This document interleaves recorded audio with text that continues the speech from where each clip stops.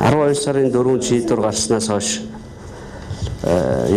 ипотек зогссон байгаа. Тэгээд ер нь энэ 3 жилийн ипотекийн үр дүнгээ нэг яриад гэсэн нэгдүгээрт, хоёрдугаарт эх 7 хоногт 2 гол шийдвэрийг нэгin засгийн газар, нэгin гишүүд өргөн барих гэж байгаа. Гишүүдийн өргөн барих гэж байгаа бол цэцэн шийдвэр өрчөнгөө болсон хэсгийг дахиж өргөн барих гэж байгаа. Засгийн газрын өргөн барих гэж байгаа шийдвэр бол энэ 3 жилийн ипотекийн зах зээлийн явцад хоримтлагдсан мөнгөө тэтгэврийн сан болгож хувиргах. Уг нь бол нормалны улсад тэтгэврийн сан нэхэж үүсээд тэрүүгээрээ ипотекийн зах зээлээс бонд хөдөлж авдаг бол манайд бүх юм эсэргээр явцсан. Гэхдээ бид нар өнөөдөр нэрийн даасныхаа санг ипотекийн зээлийн сангаар дүүргэчихэд ямар нэг зөрчил гарахгүй цаашид улам доктортой ажиллах ийм систем болох гэдэг. Тэгээ энийг хамгийн түрүүнд ард түмэнд тайлбарлаж өгөх улсууд бол 5 их учраас яг нэг цагийн хүрээнд багтаахыг оролдъё. Багтахгүй бол тэгээд 5 их энэ улсуудаас асууж болно. Би эх 7 хоногт гаргаж байгаа шийдвэрийн талаар сүүлд нь товчхон ярив. Асуулт хариултаа бол нэгтгэж эхлээд гант өгсөө. 2013 оны 6 сарын 13-наас хойш хэрэгжиж эхэлсэн 8% хөтөлбөрийн тухай одоо ийм товч танилцуулга та бүхэнд энэ хүндтэй танхимд тавьж байгаадаа бид нар маш их баяртай байна. За тэгээд энэ хөтөлбөрийн талаар бол бид нар маш товчхон одоо та нарт танилцуулга бэлдсэн байгаа. Тэгээд энүүнээс илүү дэлгэрэнгүй одоо мэдээлэл шаардлагатай бол та бүхэн бас манай офис дээр ирээд бас чөлөөтэй авч болно. За ингээд манай хөтөлбөрийн одоо зорилго анх эхлүүлэхдээ бол ямар том зорилго тавьж эхлүүлсэн бэ гэдэг талаар бид нарын танилцуулга бол эхлүүлэе гэж бодож байна. За орон сууцны зээлийн хөтөлбөрийн зорилго нь бол нэгдүгээрт энэ тасралтгүй нэмэгдэж байгаа ипотекийн зах зээлийн өсөлтийг санхүүжүүлэх явдал байсан. За хоёрт нь бол орон сууцны санхүүжилтийн тогтвортой тогтолцоог хөгжүүлэх. За тэгээд гуравт бол энэ нийгэмд хүртээмжтэй хөтөлбөрийг улам одоо өргөжүүлье гэсэн одоо том зорилгоудыг дэвшүүлээд энэ хөтөлбөрийг эхлүүлсэн байгаа. За энэ шаардлага тухайн үед ямар байсан бэ? Одоо ч гэсэн энэ хിവэрэ байгаа гэдгийг бол энэ хүснэгтээр бид нэр та бүхэн танилцуулъя. Нэгдүгээрт манай одоо хүн амын тоолгоор бол Монгол улсын нийт өрхийн тоо бол 823,412 өрх байна. За үүнээс бол 537,682 өрх бол хот суурин газар амьдарч байна. За тэгээ Улаанбаатар хот бол манай одоо сүүлийн үед хотчил процесс маш их эрчимтэй явагдсны үр дүнд бол өнөөдрийн одоо 2014 оны эцсийн байдлаар хийсэн тоолгоор бол 352,812 өрх амьдарч байна гэсэн одоо тийм одоо судалгаа байдаг. За энэ судалгааг бол мэдээж бас орон сууцны одоо тоолгыг хийхэд бол манай барилга хот байгуулалтын яам болон Монголын барилгын үндэсний ассоциацаас бол хамтарч гаргаж хийсэн байгаа. За ингээд энэ нийтдээ Улаанбаатар хотод амьдарч байгаа өрх гэрийн 148,600 бол одоо барилгад одоо дэд бүтцтэй орон сууцнд амьдарч байна. Дийлэнх хэсэг нь бол 204,000 нь бол гэр хороолт одоо амьдарч байна.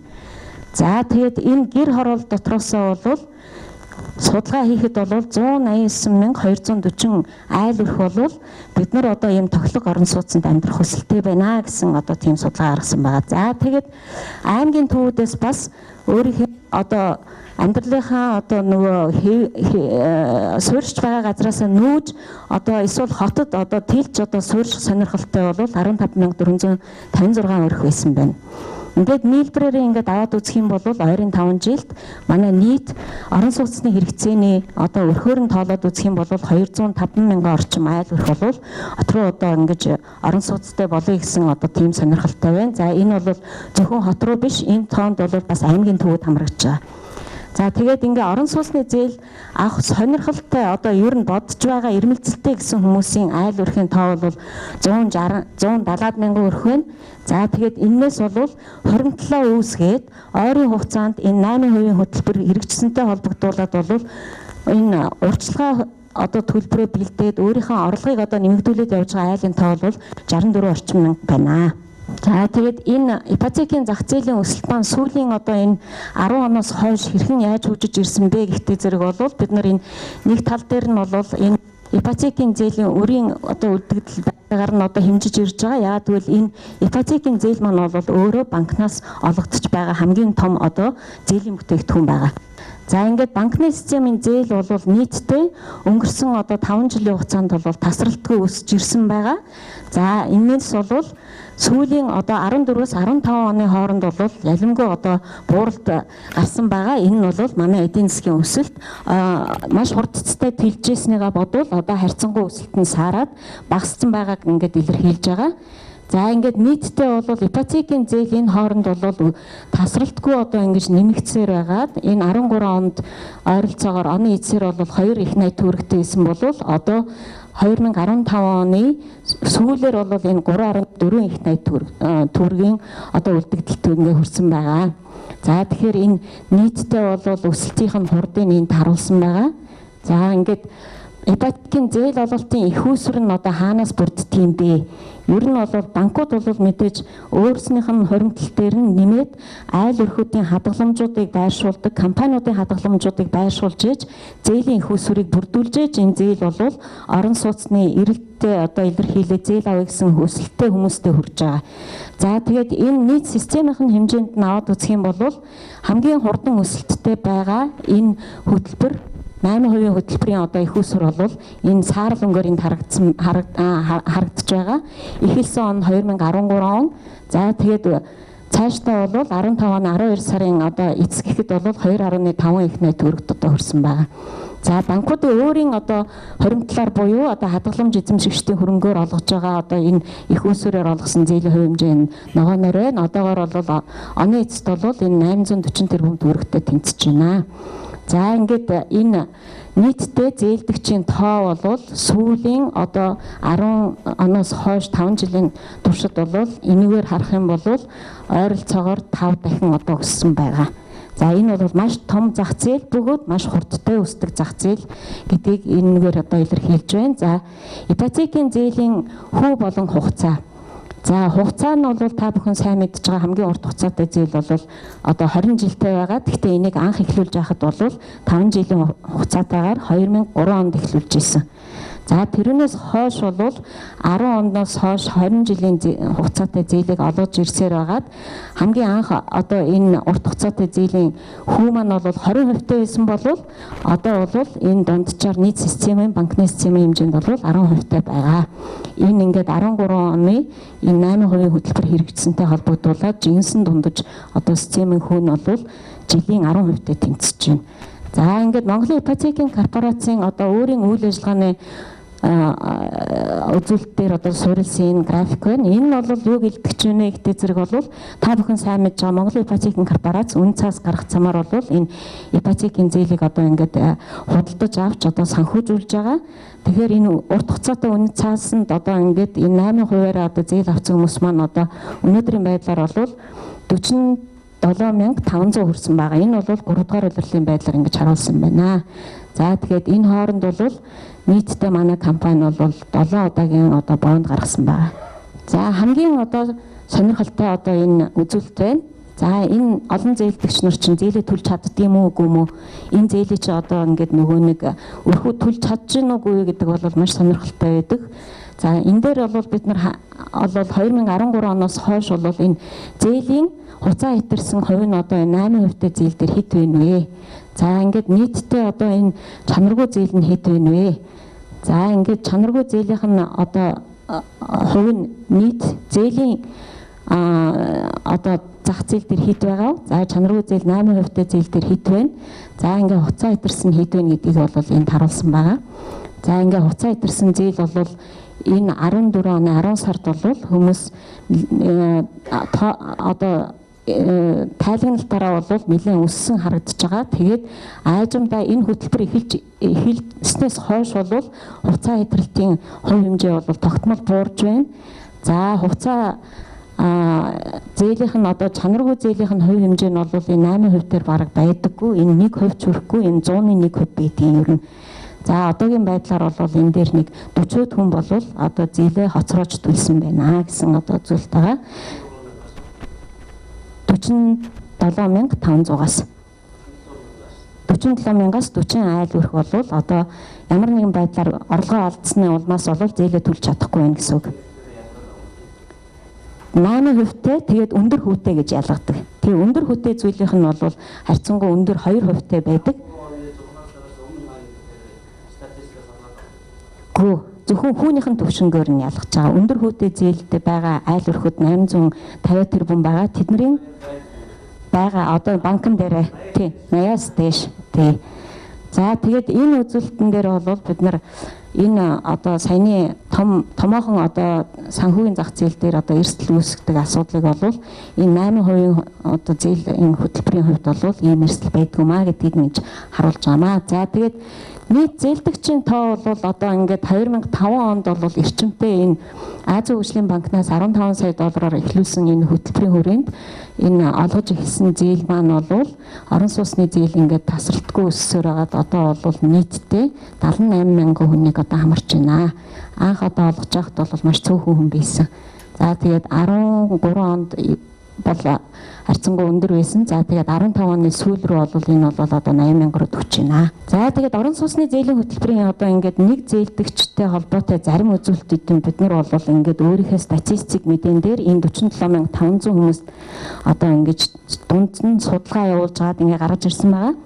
За энэ дээр бол нийт одоо энэ зээл нь бол бүгдээрээ мэдээж хүн амынхаа орон сууцны хэрэгцээг зориулж одоо зээл авсан хүмүүс нь бол тэнд оршин суудаг, амьдардаг. За тэгээ орон сууцны зээлийн нийт одоо манай дээр байгаа төвлөрсөн 8%-тэй зээл, буунд нь хамрагдсан зээл гэж яриад байдаг. Энэ маань бол 2.2 тэрбум руу одоо төгсөн байгаа. За нийт зээлдэгч бол 47,500. За нийт зээлдэгчийн одоо энэ хүмүүсийн зээлийн дундаж хэмжээ нь энэ 47 мянган хүмүүсийн зээлдэгчийн дундаж хэмжээ нь бол авсан зээл нь бол 43.4 сая төгрөгтэй байна. За тэгээ хүүн нь бол тогтмол 8%-тэй. За зээл төлж дуусах хүртэлх хугацаа нь бол одоо нийтдээ зарим хүмүүс нь 14 жилтэй байдаг, зарим нь 20 жилтэй байдаг, зарим нь 10 жилтэй байдаг. За тэгээ эднэрийг дундчлаад аваад үзэх юм бол нийт одоо бол дундаж хугацаа нь 14.66 буюу 15 жилтэй байна. За зээл байрны үнэлгээний харьцаа бол энэ нь бол зээлийнх нь үлдэгдэл нь одоо нийт худалдаж авсан байрных нь одоо үнэтэй ингээ харьцуулахаар бол 63.46% одоо байна. Энэ бол нөгөө 30%-ийг бүгдээрээ төлсөн гэдгийг илтгэж байгаа одоо нэг томоохон үзүүлэлт байна. Зарим нь бол төлсөөр байгаад төрүүлж төлсөөр байгаад энэ хувь хэмжээнд буурсан байгаа тий. 70%-аас одоо зээл эхэл төлж исэн бол жилд нэг 7% төлдөг. Зээлийн 100% гэж бодох юм бол 7% нь бол жилдээ төлөгддөг. А тэрүүнийх нь одоо үр дүн зарим хүмүүс олон жил өртөө явахыг хүсэхгүй төрүүлээд энийгээ бол төлчихөө.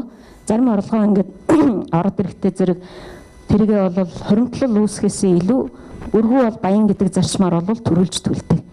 За тэгээд энэ зээл авснаас хойш төлсөн дундаж хугацаа бол одоо энэ хөтөлбөр эхлээд бол 2013 оны 6 сараас хойш бол 24 сар ингээд өнгөрцөн байна. Энэ хооронд бол 24 сарын туршид энэ зээлдэгч маань бол тасралтгүй одоо зээлээ төлсөн байна гэсэн үзүүлэлт байгаа. За тэгээд нэг зээлдэгчийн өрхийн орлогоос төлж буй дундаж төлбөрийн хэмжээ нь бол нийт одоо энэ 47 мянган хүмүүсийн дунд чинь нэг хүн нь бол одоо 471,760 төгрөг одоо төлж байгаа.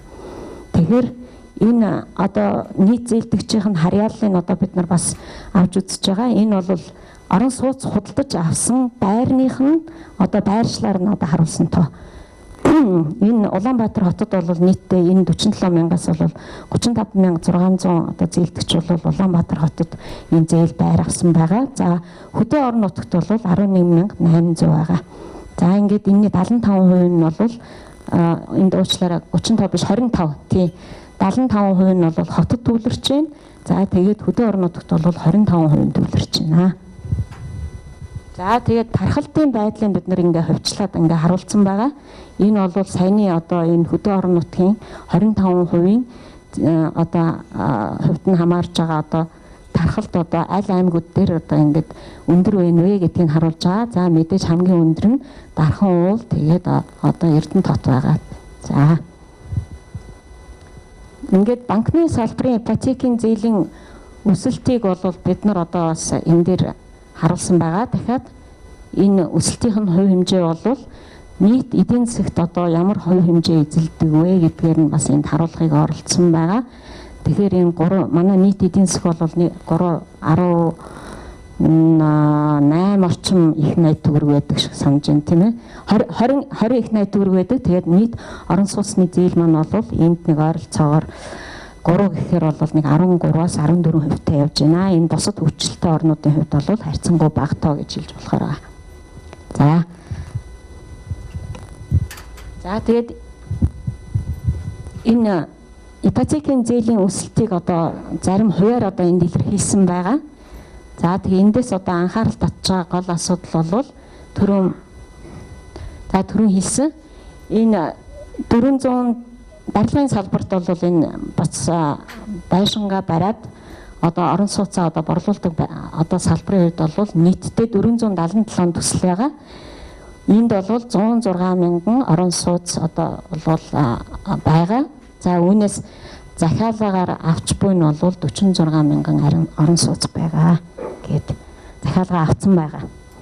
За ингээд ипотекийн зээлийн хэрэгцээ ер нь ингээд харах юм бол маш хурдан өсдөг одоо. Яагаад гэвэл нийгмийн хамгийн том хэрэгцээ байдаг учраас зээл байна. За тэгээд энэ сүүлийн одоо 5 жилийн туршид бол энэ 10 дахин өссөн байна. За тэгээд энэ үнийн дүн дээрээ бол одоо Монголын ипотекийн корпорац бол энэ нийт үлдэгдлийнх нь бол одоо 75% орчмыг бол бид нар өөр дээрээ ингээд нөгөө төлрүүлээд 8% одоо бонд гаргасан байгаа. За орон сууцны нийгмийн ач холбогдол нь одоо энэ хөтөлбөр хэрэгжснээр ямар байсан бэ гэдгийг бол товчхон дурдъя. За тэгээд энэ нийт зээл авсан өрхийн одоо 60% нь бол сардаа бол энэ 47600 хүмүүсийн 500 хүмүүсийн 60% нь бол сардаа бол 600 мянган төгрөг хүртэл төгрөгийн одоо зээлийн төлбөр төлж байна. За энэ өндөр хүүтэй байсан үетэй харьцуулах юм бол энэ өндөр хүүтэй үед бол сая 200 байсан. А одоо бол энэ маань бол ойролцоогоор өрхийн одоо зардлыг бол орон сууцны зээлийн төлбөр төлж байгаа одоо төлбөрийг бол 50%-аар бууруулсан одоо үзүүлэлттэй байгаа. За нийт зээлдэгчийн 75.5% нь бол цалингийн орлоготой. За 17.1% нь бол хуваараа хөдөлмөр эрхэлж байгаа одоо жижиг бизнес эрхлэгчид байгаа. За тэгээд 7.3% нь бол хосмол орлоготой цалинтай. Нэг айлын одоо өрх нь бол нэгэн цалингийн орлогоороо төлдөг, нөгөөх нь бизнесийнхээ орлогоороо төлдөг гэсэн одоо ийм судалгаа байна. За тэгээд нийт зээлдэгчийн 65% нь бол одоо шинээр зээл авсан айл өрхөд байгаа. 35% нь бол өндөр хүүтэй 18-аас 24% хүүтэй зээл авсан одоо хүмүүсийн хүү нь одоо бол энэ өндөр хүүнээсээ одоо 8 руу одоо шилжиж буурсан байгаа. За энэ тасралтгүй одоо явах одоо энэ тогтолцоо маань яаж үргэлжилдэг юм бэ гэдгийг бол энэ дээр харуулсан байгаа. За энэ орон сууцны санхүүгийн санхүүжилтийн тогтвортой тогтолцоо бол хамгийн гол суурилж байгаа зүйл нь бол их үүсвэр нь бол одоогоор Монгол банкнаас бол банкуд руу богино хугацаатай жилийн 4% хүүтэй зээлийн их үүсвэрийг бол олгож байгаа. За энийг нь банкуд аваад бол 8% хүүтэй 20 жил хүртэлх одоо хугацаатай зээлийг урьдчилан 30%-ийг аваад тэгээ орон сууцны талбайг 80-аас доош одоо хүмүүсийн авж байгаа байрыг санхүүжүүлээд зээлийн олгож санхүүжүүлээд тэгээд тэр тэгтээ бол өрхийн орлогын харьцааг нь бол үр орлогын харьцаагаар бол 45-аас доош байх ёстой гэдгийг шалгаж өгдөг. Энэ бол одоо нөгөө манай банкн дээр очихтой зэрэг тавьдаг өндөр шалгуурууд байгаа. Орлого нь баталгаатай байх ёстой, нийгмийн даатгалаа төлдөг байх ёстой. Тэр хүн нь бол татврын өргөө байх ёстой гэсэн олон төрлийн шалгуурууд эндээс гаралтай. За тэгээд энэ олгосныхан дараа 3 сарын дараа бол манай ипотекийн компани нэг худалдаж аваад оронд нь энэ банк болон Монгол банкнд нь эргүүлээд урт хугацаатай 20 жилийн хугацаатай бонд олгож байгаа. За тэгээд энэ бондын маань одоо бүтцэн юу байх вэ гэдэг зэрэг бол давуу эрхтэй буюу нийтдээ одоо хамгийн түрүүнд одоо бүх зээлэгчийн төлбөрийг цуглуулж авдаг давуу эрхтэй бондыг бол 90%-ийг авж байгаа. А энгийн эрхтэй буюу бүх зээлүүд нь одоо төлөгдөж дууссаны дараа давуу эрхтэй бонд төлөгдөж дууссаны дараа орж ирэх зээлийн төлбөрүүдийн энэ энгийн эрхтэй бонд худалдаж авсан одоо хөрөнгө оруулагчид одоо энийг авах эрхтэй болно гэсэн бүтцтэй. За ингээд нийт олгосон одоо 4% хүүтэй ипотекийн зээлийн их усрыг эргүүлэн одоо төлөх их уср болгож гаргасан бондоо бид нар Монгол банк болон арилжааны банкуд нь ингээ одоо ингээ даваа ирэхээр нь бол ингээ худалдаж байгаа. За тэгээд дараагийнх дээр нь болохтой зэрэг энэ их усүр одоо хаашаана яаж зарцуулагдсан бэ гэдгийг нь бол дахиж нэг өөр юмар харуулъя гэж бодож байна. Тэгэхээр энэ тогтолцоо бол баруунд Америкийн зах зээлээс одоо анх гарал үүсэлтэй бүтцийн санхүүжилт гэдэг тогтолцоо байгаа. За энэ бүтцийн санхүүжилт гэдэг тогтолцоо санхүүжилтийн арга механизмыг бол бид нар өөрийнхөө одоо Монголын нөхцөл байдал төвний одоо эрх зүйн орчинд нь тааруулж одоо ийм бүтцээр энийг одоо зохицуулах нь зүйтэй. Энэ дотор бол хамгийн гол одоо ач холбогдолтой компани бол хинээс ч хамааралгүй үйл ажиллагаа явуулдаг бонд гаргагч компани байгаа. Энэ бонд гаргагч компани бол тусгай зориулалттай компани гээд энэ тусгай зориулалттай компани бол өөрөө бонд гаргаснараа бол бүх бонд эзэмшигч буюу хөрөнгө оруулагч нарын өмнө бол хуулийн хариуцлага хүлээдэг компани байгаа. Энэ бол эргээд барьцаа нь бол бүгдээрээ энэ орон сууцны зээлийн барьцаа нь бол энэ тусгай зориулалтын компани гэдэг дээрээ бол төвлөрч байгаа гэсэн. Энэ бол микийн өмч биш. Энэ бол микийн барьцаа биш гэдгийг бол энэ дээр харуулж байгаамаа. За тэгээд энийг түрүүн бид нар ярьсан байгаа.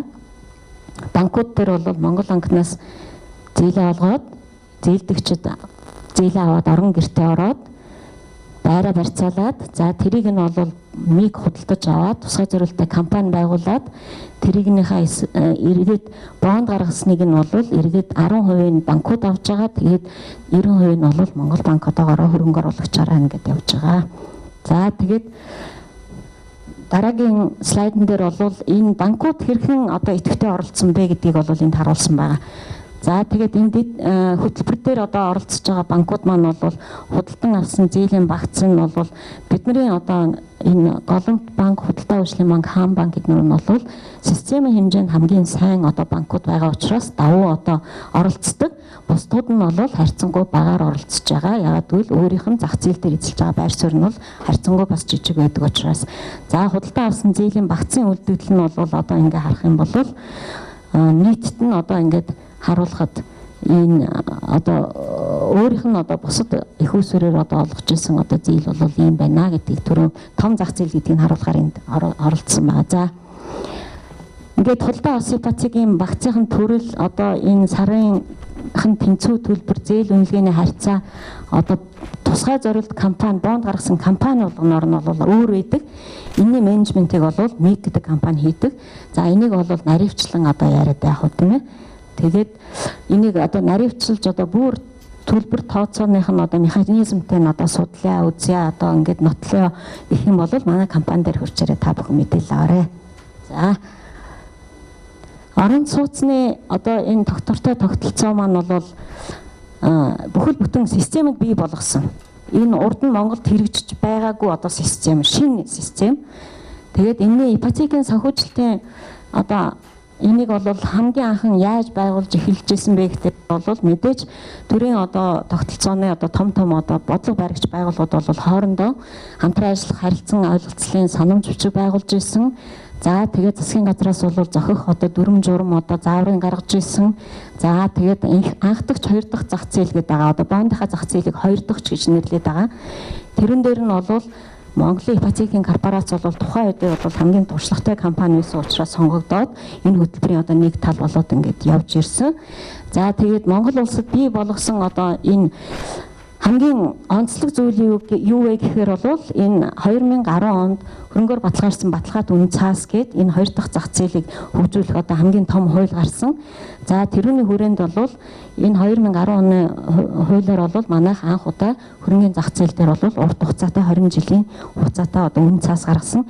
Энэ бол өнөөдрийн байдлаар бол засгийн газрын бонд болон төв банкны үнэ цааснаас гадуур хамгийн ликвидний буюу төлбөрийн чадвар сайтай хувийн хвшлийн одоо үнэ цаас болсон байгаа. За тэгээд энэ дээр хөтөлбөрийн одоо ач холбогдол нь одоо юу байсан бэ гэхдээ зэрэг бол мэдээж энэ ипотекийн буюу хотчлолтой холбоотой ипотекийн зээлийн эрэлт хэрэгцээний өсөлтийг бол хангаж өгсөн. За орон сууцны санхүүжилтийн тогтвортой тогтолцоог бол бид нар анх одоо ингээд ажил хэрэг болгож одоо нэвтрүүлсэн байгаа. Энэ бол нийгмийн одоо дотоод нийт эдийн засгийн нийт бүтээгдэхүүний төрийн хөлсөн 14-өөс 15%-ийг одоо эзэлж байгаа юм том тогтолцоо болсон. За тэгээ хамгийн өндөр өсөлттэй одоо ингээд байгууллагаар бол манай компани тухайн үед нь бол шалгараад тэгээд энэ дээрээ бас олон улсын анхаарал татсан бас зүйлүүд байгаа. Тий. За тэгээд орон сууцны хөтөлбөрийн нийгмийн аж холбогдол нь одоо яг юу байсан бэ гэхээр мэдээж одоо нийгэмд энэ ямар хүртээмжтэй байсан энэ том зах зээл зөвхөн эдийн засаг биш, энэ том одоо барилгын компаниуд биш, энэ зөвхөн одоо өрх гэрт одоо энэ хүртэл ач холбогдолтой одоо ийм хөтөлбөр байгаа гэдгийг бид нар тайлбарлаж байгаа. За тэгэхээр өмнө нь өндөр хүүтэй байсан одоо жилийн хүү нь бол 18-аас 24% хүүтэй байхад бол энэ зээлийг 10 жилийн хугацаатай хэн авах боломжтой байсан бэ гэхээр сарын орлого нь бол 4 сая төгрөгийн орлоготой айл өрхөл одоо бол зээл авах босхийг одоо давж исэн. Өнөөдөр бол энэ сарын дундаж орлого нь одоо 1 сая төгрөгтэй айл өрх бол энэ одоо өөрийнхөө орон сууцны хэрэгцээг хангаж болохоор одоо тийм тогтолцоотой болсон байна манайх.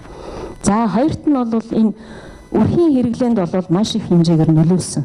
Яагаад гэвэл хүмүүс урд нь бол зээл авсан ч бай, зээл аваагүй ч бай, тэрийгээ бол хэрэглээндээ зардаг байсан бол одоо энэ хэрэглээ биш өөрийнхөө өрхийн орлогыг тооцдог болсон, өөрийнхөө орон сууцын өмчөнд зарцуулдаг болсон. Өмчтэй, байртай одоо өөрийн гэсэн үл хөдлөх хөрөнгөтэй болохын тулд хүмүүс бол өөрийнхөө хэрэглээг өөрчилж эхэлсэн. За тэгээд хот орон нутгийн одоо зээлтэй иргэдийн одоо төлбөрийн чадварт маш сайнаар нөлөөлсөн. Яг л өндөр хүүтэй байх үед бол түрүүн хэлсэн 1.2 сая төгрөг төлдөг байсан айл өрх бол 600 мянган төгрөг сардаа төлдөг болсон. За тэгэхээр энэ тэр тухайн өрхийн одоо төлбөрийн чадварыг бол маш дээш нь гаргаж ирсэн. Тэгээд дундаж одоо амжиргааныхын төвшингийн дээшлүүлсэн.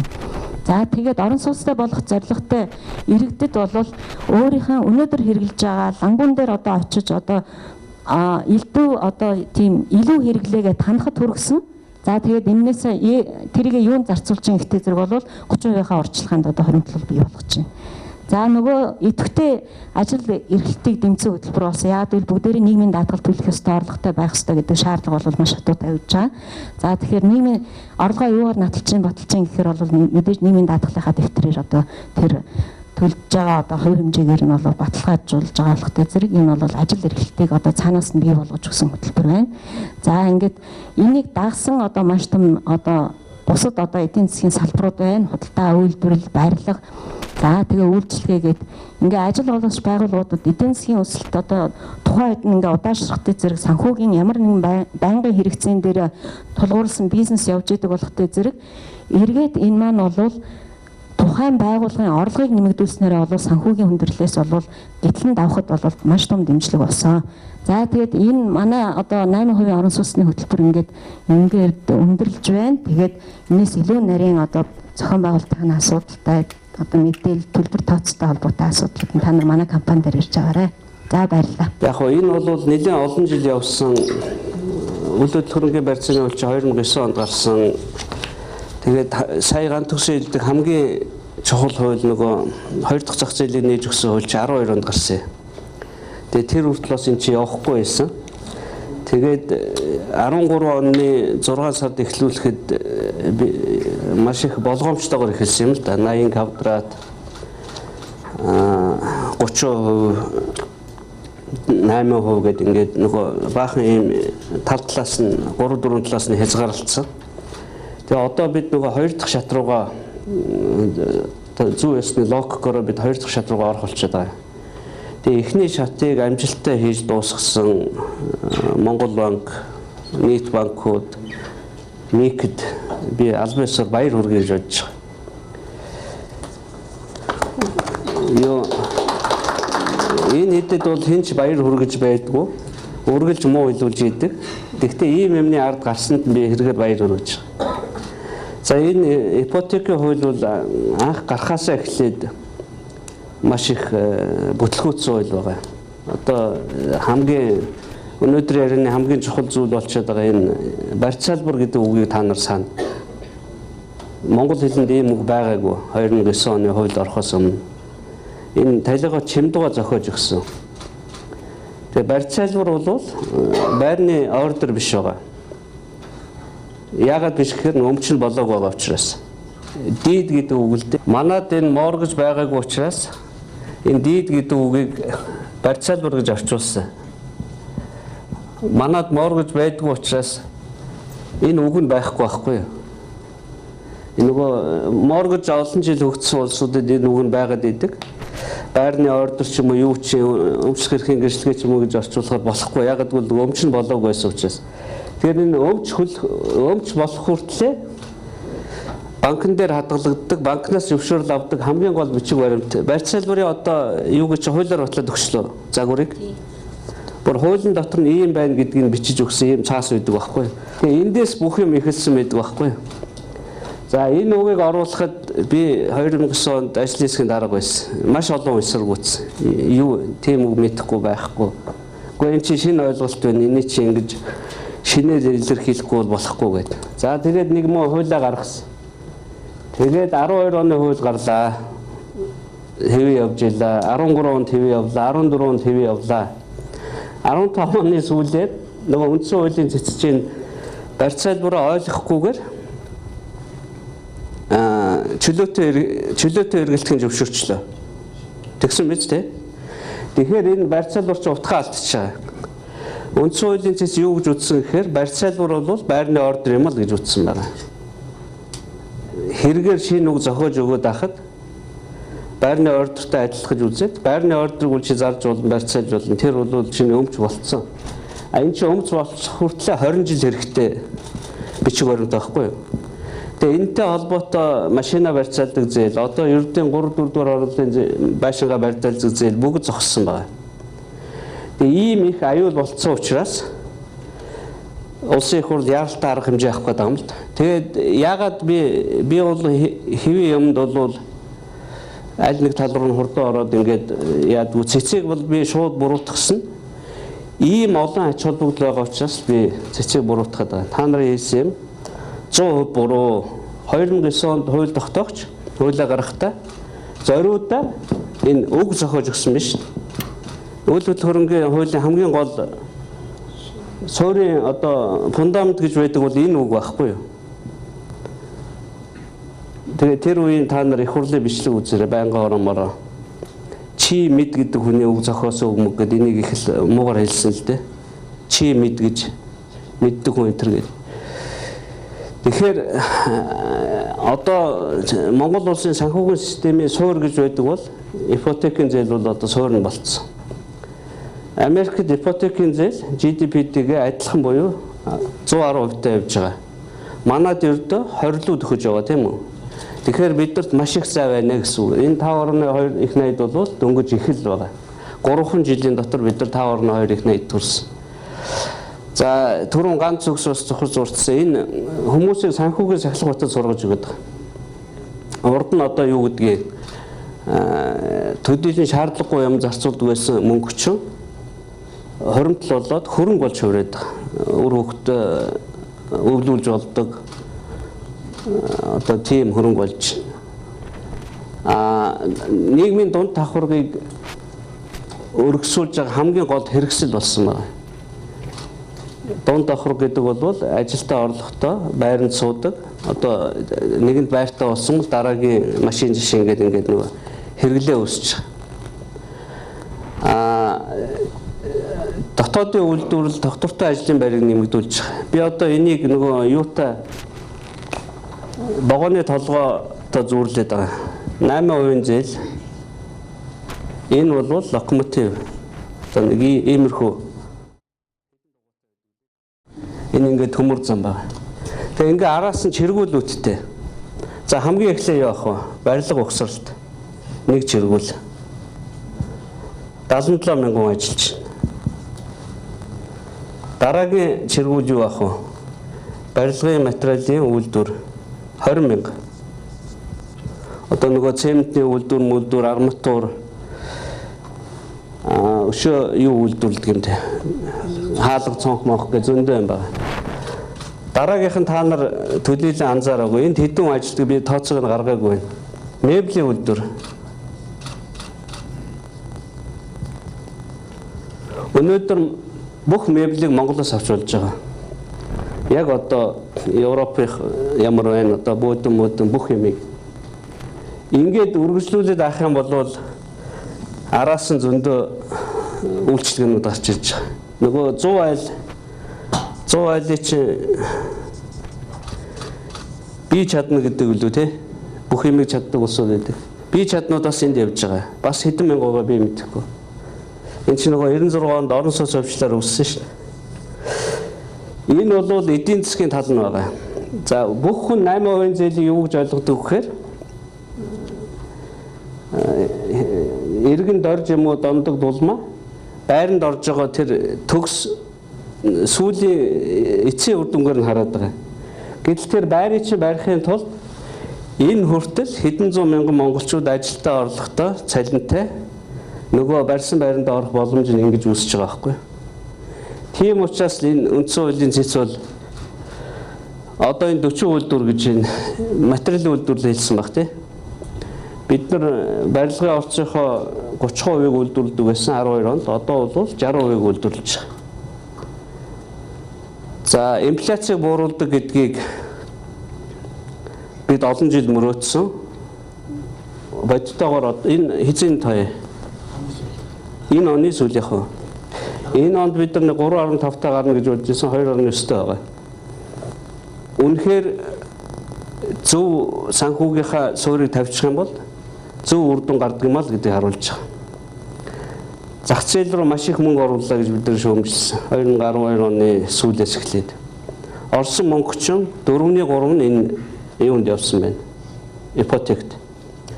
За 4.1 нь одоо үндсэндээ төлөгдөө дуусаад шатхуунаас гарцсан, гурилаас гарцсан, махнаас гарцсан, цементнээс гарцсан байгаа тийм үү?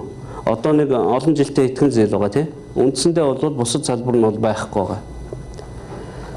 За энэ солонгорл уул уурхай манай бүх түүхэн эдийн үн 3-аас 30% унсан байгаа. Хамгийн бага нь алт, хамгийн их нь нүүрс. Тэгээ ийм байхад ягаад нэг ханшин 2000 та ажилтаа ипотекийн зээл чи яваад ийн гэхээр ердөө бид нар уул уурхайн бус эдийн засаг барилгатай холбогдсон энэ нөгөө олон чиргүүлүүдэд ажилд оруулсан үр дүн байна л та. Тэгээ өрхийн орлого бол 45-аар та нар өр орлогын харьцаагаа тогтоосон. 45 бол 27-д орж байгааг нь одоо шууд харж болж байгаа. Сар болгон 76 мянган айл 45%-ийнхаа өрхийн орлогыг байшин болгож өрөөж байгаа. За доктортой ажлын байр. За энэ нэг би зайлшгүй оруулмаар санагдаж байгаа юм бол утаа байгаа. 13 сараас хойш цоошин моргоч шийд байгаа. 75 мянган чинь 25 нь хуучин. 65 мянган цоошин. 65 мянган янда алга болж байна. 65 мянган айл хэрвээ орон сууцнд ороогүй бол утаа гарах байсан. Тэгээ 65 мянган айлын янда алга болсон. Энэ бол одоо Улаанбаатарын утаанд бодиттойгоор нөлөөлж байгаа зүйл. Тэгвэл утаа байсаар байгаа. Цаашид байранд оруулдаг айлынхаа тоог л нэмэх гэсэн үг. За нийгэм даатгалын шимтгэл Эрдэнэ сайд болоод 3 дахин нэмэгдээгүй шүү дээ. Энийг буруу тодорхойлох юм бол нөгөө байранд оруулахгүй байсан учраас мэдээж одоо нийгэм даатгалын сайн л ажиллаж байгаа. Одоо хэд дахин нэмэгдэж байгаа. Одоо бид нар триллионоор ярьдгүй байсан шүү дээ. Хизээч их найд төрдөг байсан. Одоо бол 1 триллион тэд гэж ярьдаг болсон. Тэгэхээр энэ нөгөө нуугдвал байсан орлого чинь ил болоод яхаас өөр аргагүй болсон. За дараагийн слайд. Ийм үр дүн байгаа учраас би бол одоо улсын их хурл 2009 оныхоо хууль дээр бол хатуу зогсох ёстой гэж хэлж байгаа. Цэцгийн тэр нэг ойлгож чадахгүй байгаа юм бол надад бол сонир биш. За өмнө нь ямар байсан? Яагаад бид нар ингээд 3 жилийн хугацаанд ийм гайхамшигтай үр дүнд хүрсэн гэхээр зөвхөн чинээлэг цөөнхөд олддог байсан моргожийг одоо 1.3 сая төгрөгийн салин бүх иргэдэд нээлттэй. За зарим 80 квадратаас доошоо гэдэг нь бүр илүү боломж олгосон ийм зүйлийг бол хийсэн. Одоо бид улсын их хурл бол шинэ ипотекийн зээлийнхаа эрх зүйн орчин сэргээч саяыг бууруулах даалгаврыг нь тэгтээ яаж гэдгийг би одоо удахгүй тайлбарлана. Яаж саяас бууруулах тусмал олон хүн байранд орох гэдэг нь шүү дээ. Тэгэхээр яаж юу гэдгийг удахгүй ярина. За дундаж давхамдлагын хоримтлал бол баг байдгүйтэй адилхан байсан. Сүүлийн 22 жил. 0-5. Одоо бол 20%. Сар болгон ямар нэгэн юм зарцуулагддаг байсан 79 тэрбум төгрөг одоо хөрөнгө болж өөрч. За хүү бол ийм аимшигтай өндөр байсан. Одоо энийг бүгд мартсан байгаа. Үргэлжил 8% байсан юм шиг л бодоод байгаа. Хүүн дээр бид нар одоо анх удаа бууруулах боломж гарч ирж байгаа. Энэ бол ямар нэгэн одоо сонгуул биш. Яагаад гэвэл инфляц чинь 3% болсон учраас Монгол банкны бодлогын хувь буурна. Монгол банкны бодлогын хувь буурахаар бид нар ипотекийн зээлийн хүүгээ бууруулах боломжтой болж байгаа. Нэг өргөхөд хамгийн багадаа 180 мянган төгрөг хэмж өгч байгаа тийм үү? 180 түүнээс дээш. За барилгын салбар цөөрчилсөн байгаа. Хямралын үед, 9 оны хямралын үед. Одоо бол эсрэгээр би 77 мянган төгрөг хичээлсэн 83 байна тий. Сүүлийн үйлдвэрлэг нэмсэн юм тийм үү? За энэ ашиглалтанд ордог байсан квадратууд байна. 367 мянган квадрат. Одоо бол саяар ярьдаг болсон. Сая 300, сая 100, сая 200 гэдэг тоогоор ярьдаг болсон. Энэ 12 жилийн турш юм байсан бол дунджаар одоо бол сүүлийн 3 жил дундаар 1 сая ба түүнээс дээш квадратаар ашиглалтанд орж байгаа. За энэ нөгөө төрөөч хэлсэн 30%, 60%. Арматур энэ жилээс 100% болох юм билээ. Тэгэхээр бол тэгээ ийм үр дүн байгаа учраас энийг зайлшгүй үргэлжлүүлэх ёстой. Тэгтээ сайжруулах ёстой гэж байгаа. За дараагийнх. За энийг та нар харуулсан байх тий. Нөгөө 20% чинь биш үү? Америк бол энэс 5 дахин өндөр бага нь байх нь шүү дээ. 110% та учраас. Бидэнд бол цаашаа өсөх боломж бол ахад 80% байна л гэсэн. За энийг сая хэлсэн. Ингэж айхтар өссөн байна. За энэ бол квадрат метрээр байна. Дараагийнх. За яагаад бүх юм энэ нөгөө барьцаалбар гэдгээс эхэлсэн л дээ. Үндсэн хуулийн зэс 8% гацаахгүй шүү дээ. Тэднэрт энэ санхүүгийн зах зээл ямар хамаатай юм бэ гэж хүн яриад байгаа. Яагаад болохгүй байна гэхээр одоо би Үнэнбаат зол жаргал асуух гээд байгаа. Өөрөөр томьёолох боломж байна уу гэж. Өөрөөр нөгөө томьёолыг чинь зөвшөөрөхгүй шүү дээ. Тэгэхээр явж хамгийн суурь нь барьцаалбар нь чөлөөтэй ирэхгүй юу гэдэг л асуудал байна. Энэ дэлхий дээр барьцаалбар нь зээл олгохчийнхоо зөвшөөрлгүйгээр иргэдэг улс нэгч байхгүй. Бид нөгөө шинээр дугуй зохиогоог байхгүй. USAID гэж байгууллага байдаг. Америкийн засгийн газрын.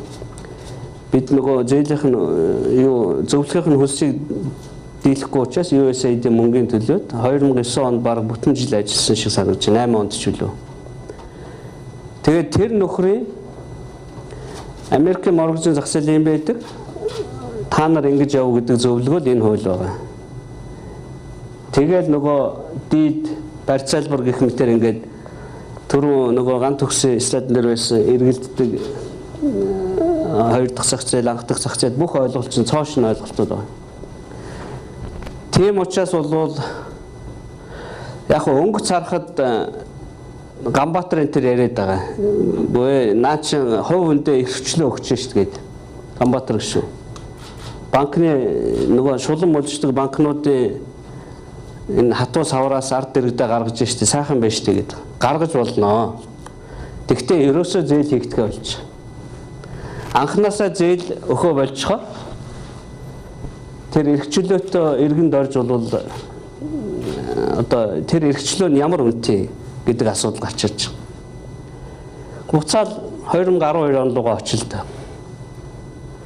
Зээл өгдөг, зээл өгтөө 20% өгдөг. Ягаад гэвэл эрсдэл нь өндөр учраас.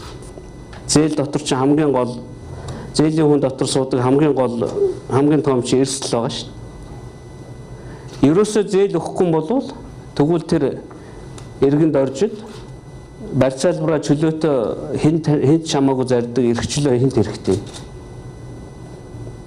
Би одоо машин авлаа, байр гээд 2 дахь зах зээл баахан нарийн юм болоод байна шүү дээ. Одоо дээд боловсролын дипломтой хүмүүсээ ойлгож болохоор сэдв би яриад байна. Тэгээ дипломгүй хүн бол бүрч ойлгохгүй л дээ энийг. Сургууль сураагүй учраас. Би машин авлаа. Надад Land Cruiser авах мөнгө байхгүй. Би тэгэхээр лизингээр авах шүү дээ. Хэд байдаг? Одоо 160 сая төгрөг байна уу? 5 авлаа өнөөдөр. Нөгөө машины бичиг баримт над дээр ирэхгүй шүү дээ. Тэр зээл өгсөн банкнд л байдаг юм байгаа шүү дээ бодоход. Гэтэл үндсэн хуулийн цэц хууль гаргаад би нэг 10% төлөөд 16 сая төгрөгөөр 160 саяын бараа авч явж шээ. Барь цайлбар чинь чөлөөтэй гүнэ гэхээр би банкнаас очиод хууль гарсан учраас аль одон тойч миний 5-7 гэрчлэгээ өг гэж авчаад тэгээ ганц төгсд очиод би дахиад зарч болох байхгүй мөнгөний төлөөг өмөртлөө. Дараа нь эн чинь надад байгаад байгаа учраас Үнэнбат очиод дахиад зарчихна. Тэгээ ийм замбраагүй юм би болгохыг зөвшөөрсөн учраас л санхүүгийн систем бүтнээрээ зогсчиход байгаа юм л. Тэгээ одоо цэцэн шийдвэр 12 сарын 4-нд гараагүй байсан бол тэдэн өрх мөрх ингээд эн чинь бүх зүгээр явж исэн статистик шүү дээ. Хамгийн сүүлд буян тухай ороод сая 350 мянгаар байранд орох гэсэн 200 айлыг л шинэ жилийн өмнө бид нар оруулж чадаагүй хохирч байгаа байхгүй. Тэр нь цаашаага нөгөө чиргүүл өдрүүгээ Тоск одоо жүгдрийн компанид 10 тэрбум өртөө байсан энийг өгч чадхаа байж байгаа. Жүгдэр цаашаага цементийн үйлдвэрт өгөхөөс өглөө өгч чадхаа байж байгаа. Цалингаа өгч чадахгүй гэдэг. Ерөөсөө байр баригдахгүй нөгөө 200 айл чинь байранд орохгүй болохоор мебель авах ойлчиж байгаа. Би чаднууд ирээд нөгөө айлын дотор зарцлыг хийж чадхаа ойлчиж байгаа. Ингээд нөгөө гинжин уруулыг чи эхлүүлчихэж байгаа байхгүй.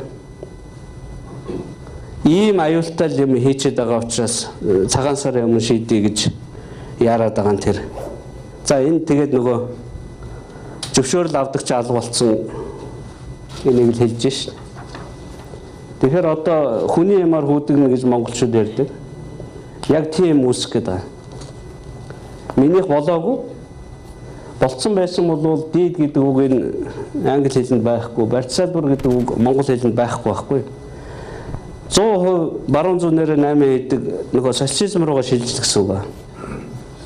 100% өнөөдөр байрныхаа мөнгө төлөөд авдаг хүн хэд байна? Машиныхаа мөнгө төлөөд авдаг хүн хэд байна? Байдгүй учраас энэ бүх дид байна, барьцаалбар байна, үл хөдөлгөөнгийн хууль мөл энэ бүх одоо юм чинь яагаад байгаа бодож олоод байгаа. За хүртээмжийг яаж нэмэгдүүлэх вэ гэж. Энэ бол хүн амын орлогын бүлгээр хийсэн юу байгаа. Тэгээ энэ хэсэг бол орцсон байгаа тийм үү? Одоо өнөөдрийн байдлаар хамрагдсан бүлэг байна. 76 мянга чинь. Маргааш хамрагдаж магадгүй бүлэг энэ байна. Одоо бид нар нөгөө өрхийн орлого хоёрын харьцааг буулгах гэдэг байгаагийн бууснаар дараагийн шат энэ болно. Магадгүй энэний дараагийн шат ийш явна. Гэхдээ энд бол хөрч болохгүй нөгөө ажилгүй орлогогүй хүн зээл өгч болохгүй шүү дээ. Тэр хүртэл явуулсан Америкийн бас буруу туршлага байгаа. Урьдчилан төлбөргүй гэсэн. Тэр нөхрийн биднэрт би одоо нэрийг марчиж юугаар нэлээд том тийм хуульч байсан. Манай Америкийн улс төрчид хүн таалагдах гээд нөгөө урьдчилан төлбөр чинь 0 болгоцсон шүү. Дээр нь тогтмол ажилгүй цагийн ажилтай хүмүүст олгоод эхэлсэн. Тэгээ манай энэ хэдэн онд гарлаа нөгөө хямралч? 7-8 билүү? 7-8-9 оны хямралч ингэж гарсан юм аа. Танаа улс төрчид тийм хийн шүү. Урьдчилгаа төлбөр 0 болох юм бол наад системээ зүгээр л дампуурууллаа гэсэн үг гэсэн. Тэгэхээр биднэрт одоо урьдчилгаа төлбөрөө 0 болох бол боломжгүй. Бид нар ямар нэгэн 30-аас доошо буун дараагийнх. За одоо энэ хуулиурууд байгаа. Юуг нь өөрчлөх вэ гэж. Юуг өөрчилж иж өнөөдөр ипотекийн зээл авч чадахгүй байгаа тодорхой хүмүүсийг оруулах уу? Орлоготой, ажилтай 30% хийж чадахгүй байна уу? Тэгвэл 20% хийж чадж байна. Тэр улсуудаа оруулъя. Тэгээ энэтэй холбогдуулаад Цогтбаатарын барилгын сайд байхдаа хийсэн нэг хариуцлагагүй 10% гэдэг үг байгаа. 10%-аар зээлэнд оруулна гэж зарлцсан. Гэтэл 30% төлөөд орох гэжсэн хүн болчихж байгаа. Барилгын салбарын борлуулалтыг бол алдсан байхгүй юу? Яагаад заавал ганцхан 10%-аар болдгоо гэхээр 10% болвол энэ олон комплексны тэгштгэлийн нэг л хувьсгч байгаа. Би бол одоо 3 хувьсгчийн тухай ярина. 3 хувьсгчийн өөрчлөлтийн комбинац нь өөрөө жишээ нь 10% бол боломжтой болгож болно. 20 жилээ өөрчлөхгүй. 8% өөрчлөхгүй. Зөвхөн 10% өөрчлөхөөр ямар ч чанарын ялгаа гарахгүй байна. Шинээр зээл авах хүн гарч ирэхгүй. Ягаад гэвэл өрхөө орлого тогтмол байгаа учраас. Тэгэхээр энэ тоонууд бол бидний дараагийн нэг хөнгөлтийн хувилбарууд байгаа. Хадгаламж ямар байна? Тэрний хугацаа нь ямар байна? Бид нар хаанаас эхний төлбөрөө олж чадах уу гэх мэт зүйлүүдийг энэ харуулж. Дараагийнх нь ингэснээр одоо 17,000 өрх юутай болж байна. Өрхөө орлогын шаардлага байна. Энийг би нөгөө Excel дээр харуулчих учраас дараагийнх нь 8-ыг бууруулах. Түрүүн би 30-ыг бууруулах гэсэн бол одоо 8-ыг бууруулах. 8-ыг бууруулахад дахиад ийм үр дүн гарна. За дараагийнх. За тусгай сан гэдэг зүйл бол энэ жилийн хувьд бид нар ярих боломжгүй болцсон. Улсын төсөв батлагдсан учраас энийг ярих юм бол эх жил хийн. За эх 7 хоногт улсын их хурлаар гаргах чинь хамгийн чухал шийдвэр бол энэ тэтгэврийн сан байгаа. Засгийн газар өнөө маргааш өргөн барих юм. Ерөөсөө өдийг хүртэл явуулсан энэ системээ одоо засгийн газарт сангаа үлгэлж өгч байгаа. Тэгэхдээ нэг хэсэгтээ МИК Монгол банк энийхээ менежментийг авч явах хэрэгтэй. Сан бол тэтгэврийн сан болж хувирна. Менежмент нь бол одоо хуучин шиг тасралтгүй үргэлжлэн явуулах хэрэгтэй. Энүүгээр бид нар нэг сумаар 2 дуулаа бодож байгаа. 95 оноос хойш тэтгэврт орсон хүмүүсийн тэтгэврийг улс даахаа болж байгаа. Улс даахаа болно гэдэг нь хүн өөрийнхөө тэтгэврийн санг үүсгэх гэсэн. Тэгж хэлээд 95 оноос хойш бүх ажиллаж байгаа хүний цалингаас мөнгө суутгаад байсан.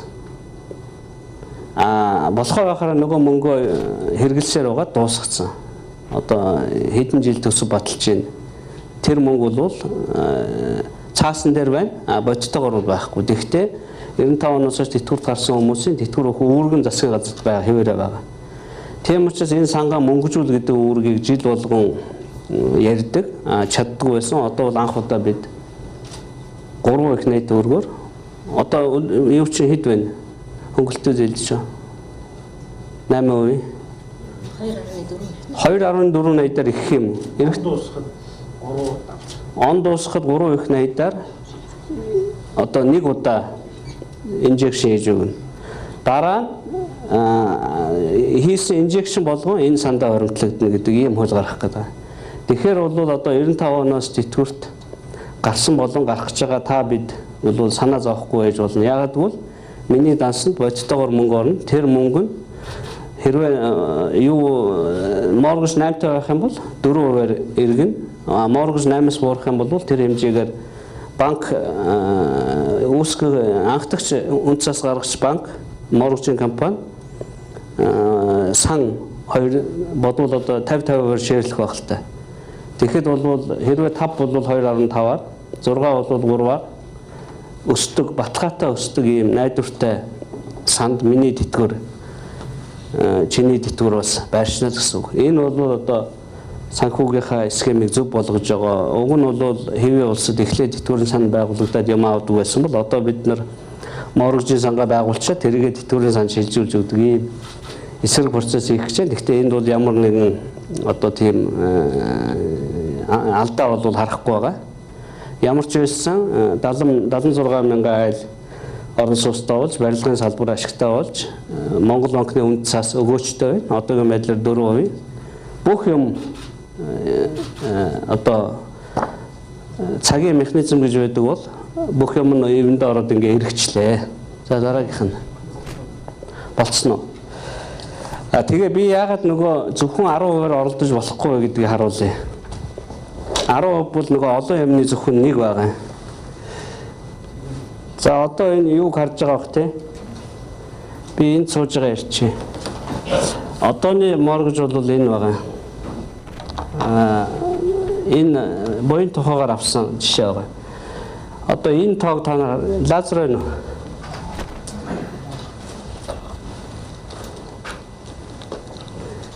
Энэ тоог хараарай. Энэ нөгөө сарын төлбөр энэ 632 мянга байгааз.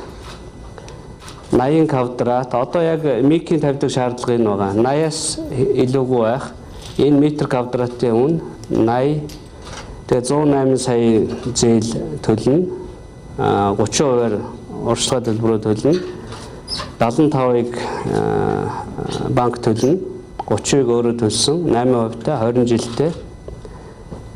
Энийг гаргамаар юм байна. Энийг бүтээр нь гаргахын тулд би юугаа багасгахгүй.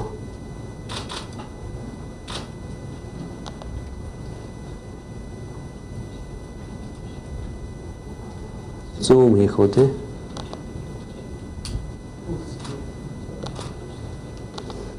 За энэ байна. Энэ сарын орлого байна.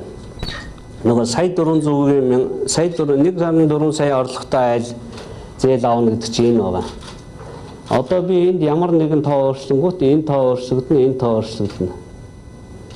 За одоо энийг 10% болгочвол ажиллах байсан уу гэдгийг харъя. Цогтоотрихаар. Энэ тоог хараараа, энэ тоог хараараа. Бүх юмаа өөрчлөхгүй зөвхөн 10% болгоё. Харахад бол гоё шүү дээ. 10%-аар бүгдээрээ байранд орно. Сарын төлбөр чинь 600-аас 800 мянга. Зээлэнд хамрагдах нь чинь сая 800. Сая 400-гаар хамрагдаж чаддгүй байсан. Сая 800-гаар хамрагдах уу? Банкнд очихоор зээл өгөх үү? Өгөхгүй шүү дээ. Яг гэвэл энэ хэдийгээр популизм хийгээд 10%-тай гоё олон хүнийг хамруулъя гэж уриалаад одоо хүртэл цогтоотор чинь сайдаа болоод 6 сар болж байна тий. Тэгээ үндсэндээ барилгын салбарын худалдаа авалтыг 0 тоормос татуулчихж байгаа байхгүй. Ягаад гэвэл 10%-тай болсон сайхан. Гэтэл чамааг барилгад банкн дээр очихоор чиний өрхөө орлого сая 800 байх хэвээр. Урд нь 30%-тай байхад сая 400-аар авч чаддаг байсан юм байна шүү дээ. Одоо 30%-тай байхад энийг даадгүй байсан хүн чинь ийм орлоготой мөртлөө хамрагдаж чаддаг байсан бол энэ өсчгөр болохоо бичиж байгаа. Тэгэхээр энэ бидэнд одоо ямар юм хэлж ийн гэхээр за нэгдүгээрт энэ 3 тонны зөвхөн ганцаар нь орлол болохгүй юм байна.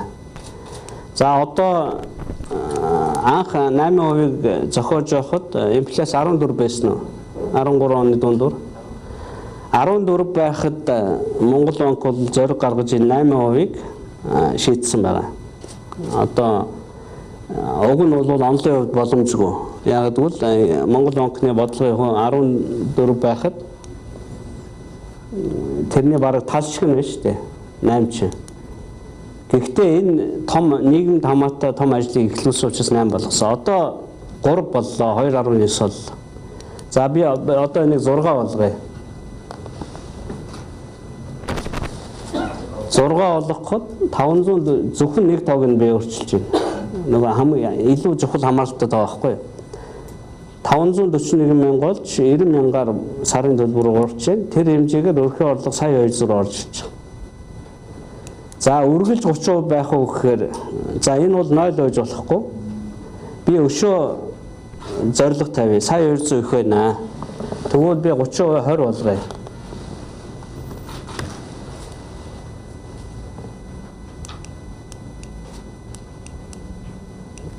$30 20 болохоор 540 600 орон болж өсөж байгаа. Ягаад гэвэл төлөх мөнгө чинь 80% 70 биш 80% болж байгаа байхгүй. Тэгэхээр энэ бол нэг сайн үр дүн авчрахгүй байгаа. Сая 300 гээд бидний нөгөө олон хамруулах бодлогод нийцэхгүй байгаа. Гэхдээ Монгол банкуудын холбоо хоёр бол хэлж байгаа.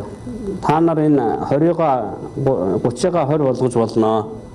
Гэхдээ энэ 10-ыг нэг удаа төсвөөс төлөөд өгчих гэж. За энэ бол энэ жилийн хувьд бол хийхэд хүндрэлтэй байгаа. За өшөө ямар тоогоор оролдож болох вэ? Энэ 20 гэдэг тоо байгааз. За би энэ 20-го 30 жил болгоё.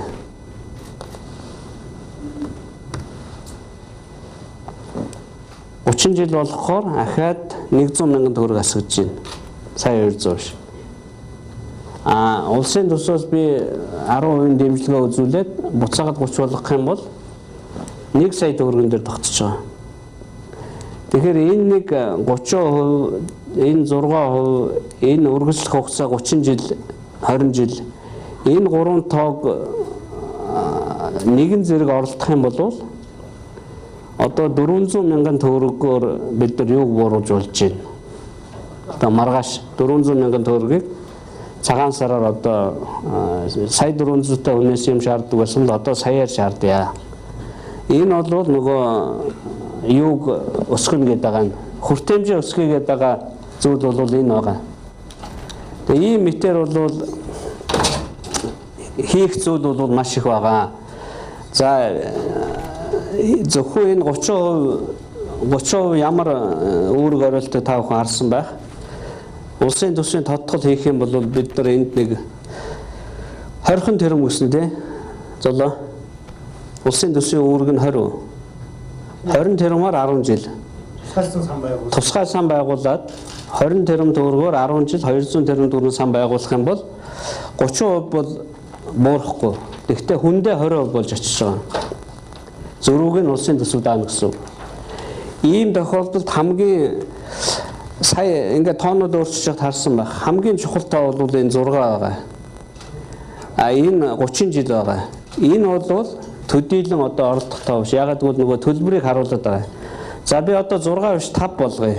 Ягаад гэвэл инфляц 3 болсон учраас саяын тоо хаарцсан те 453 1 сая төгрөг. 5-аар би суурь хийх юм бол 900 мянгаар орж байгаа энэ.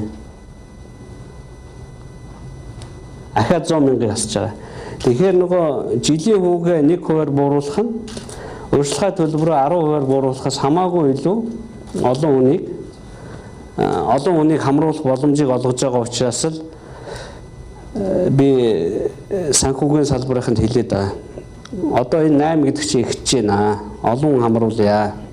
Тэгэхдээ нийт нөгөө 70-30-та пропорцоо эвдчихгүй тулд улсын төсвөөс юу өсөж байгаа нэхэр 20 тэрбум төгрөг өсөж байгаа. 20 тэрбум чи юу 4 сургуулиуд те 5 тэрбум 4 сургууль жил болгон барихын оронд жилийн 10 мянга 20 мянган айлын ипотекийн зээл авах боломжийг нээж өгөх гэдэг сонголт байгаа. Утаан зардаг мөнгөөр ч энийг нөхчиж болно. Тэгэхээр бол та нар одоо нөгөө дээд сургууль төгсөөгүй хүмүүсийг популизм хийхэд нь автагдахааргүй тийм мэдлэгтэй боллоо шүү дээ. Энэ чухал биш юм байна. Энэ чухал юм байна. Дээр нь барьцаалбар. Хамгийн чухал юм энэ барьцаалбар юм байна. Тэгээ энийг манай гишүүдийн ихэнх нь ойлгож байгаа. Тэгэхдээ улс төр болгоод арчилсан намыг оноо авчихна гэж бодоод байгаа. Бид оноо авахгүй. Бид чинь сөрөг хүчин байхдаа л ийм ярьж ирсэн. Монголын эдийн засгийн хамгийн хүнд сорилт 14 онд тулгарсан. Гадаадын хөрөнгө оруулалт 0 болсон. За бид бас хөөж явуулаагүй. Дэлхийд даяараа 0 болж байгаа юм билээ. Тэгж яхад бидний аминд орсон салбар бол энэ зээлээ төлдөг 75 мянган айл. Тэрийг барьдаг барилга угсралтын компани, барилгын материал, меблийн бие чаднууд ингээд бүгд энэ салбар бол одоо бидний аминд орсон. Мал аж ахуй, барилга хоёр бол энэ хүнд 2 жилийг даван туулахад бол хэрэг болсон юм аа. Тэгээд асуултанд хариулъя. UBS телевизэн сэтгүүлч Батөргөл байна. Төрийн орон сууцны одоо 4000 айлын орон сууц хөтөлбөрт хамрагдаж орон сууц авч ирсэн. 2013 онд одоо яг энэ 8% зээлээр орон сууц авч ирсэн иргэний хувьд бол би энэ зээлэнд их хайртай. Яагаад тэгэхээр одоо энд байгаа сэтгүүлчид 8% зээлт нь гар орогдоо хэдэн хүн бэ? За ямар ч хэлсэн тал хувь нь байх шиг. За дахиад өргөж.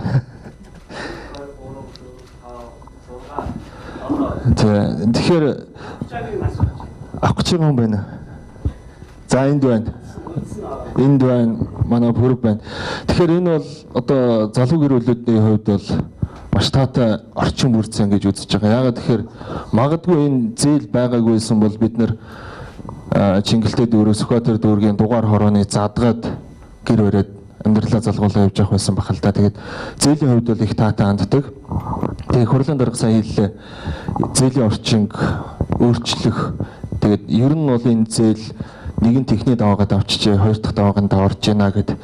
Тэгэхээр сая бас чихэн чимэгтэй сайхан мэдэн тэр 5% гэдэг одоо зүйл бол бидний хувьд бол авсан болоод хүлээж байгаа хүмүүсийн хувьд их сайхан санагдаж байна. Тэгээд нийт хамрагдсан хүмүүс өмнө зээл 8% авсан хүмүүс энэ хамрагдах боломж байна уу?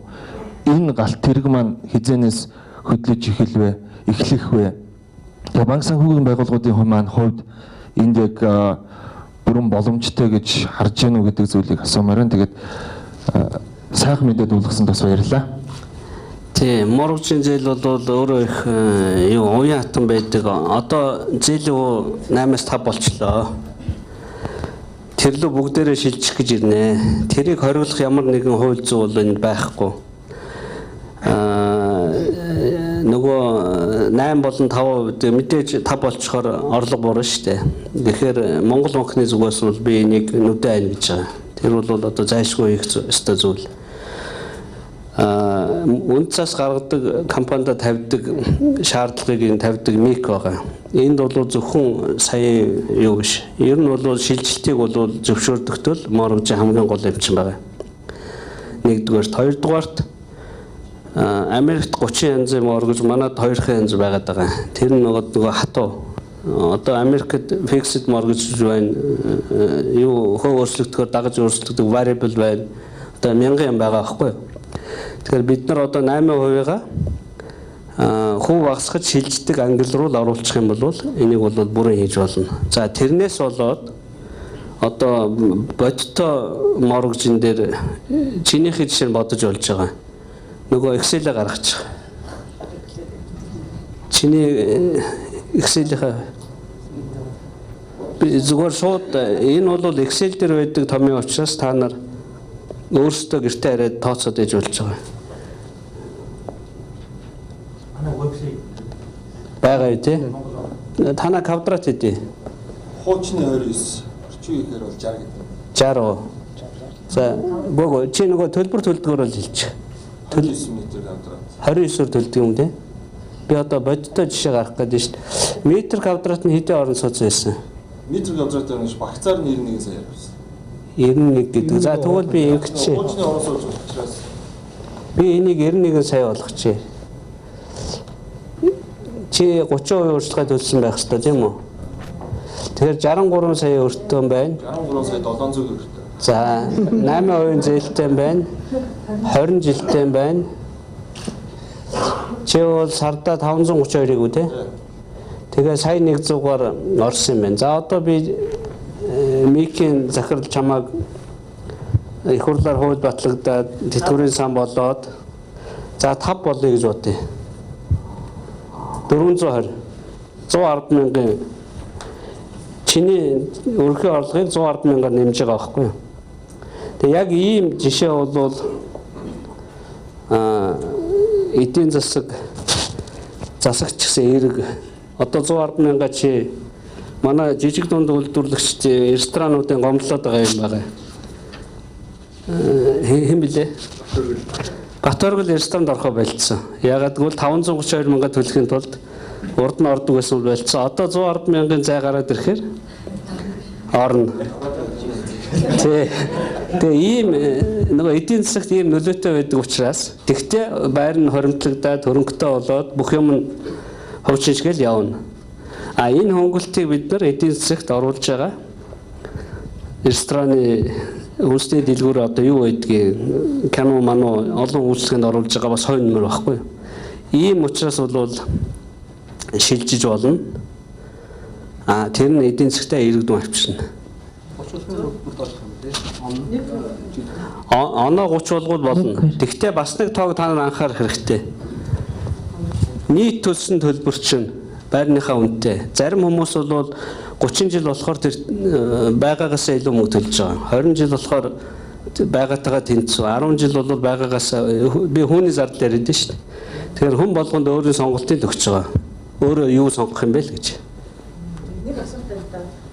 Нэг хэр тэгэхээр таны яриагаар бол за ямар ч байсан ингээд банкуудтайгаа тохироод их хурал дэмжих юм бол сар шинийн баярын өмнө за маань моргэж зээл 5%, 6% буугаа за иргэд нэг сая төгрөгийн орлоготой айл одоо ингээд буян тухай хороолын жишг үнээр бол ингээд 80 м2 байр худалдаж авах боломж байгаа. За гэтэл одоо үндсэн хуулийн цэцэн шийдвэрийг одоо улсын хурл одоо ямар байдлаар хүлээж авч шийдэх вэ? Зэц шийдвэрээ гаргацсан. Тэгээ манай хэвлийнхэн хэлдэг цэцэн дээр хөхтөнгөр бий гэдэг. Хөхтөнгөрөөс улсын хурл яаж шийдэж байгаа? За цэцэн дээр хөхтөнгөр биш Lexus 570 байж чинь манай нэмд орчигч олж үзсэн байгаа. Шалгаа тогтоогоод бид нар их хурл дээр ярьсан. Тэрийг бол та нар харж байгаа бах. Харсан байх. Би бол цэцтэй энэ дээр бол санал нийлэхгүй байгаа. Тийм учраас бол ийм олон нийгэм эдийн засаг санхүүгийн зах зээлийн ашиг байгаа учраас би одоо зол жаргал үнэн батган төгс гарцсан юу вэ?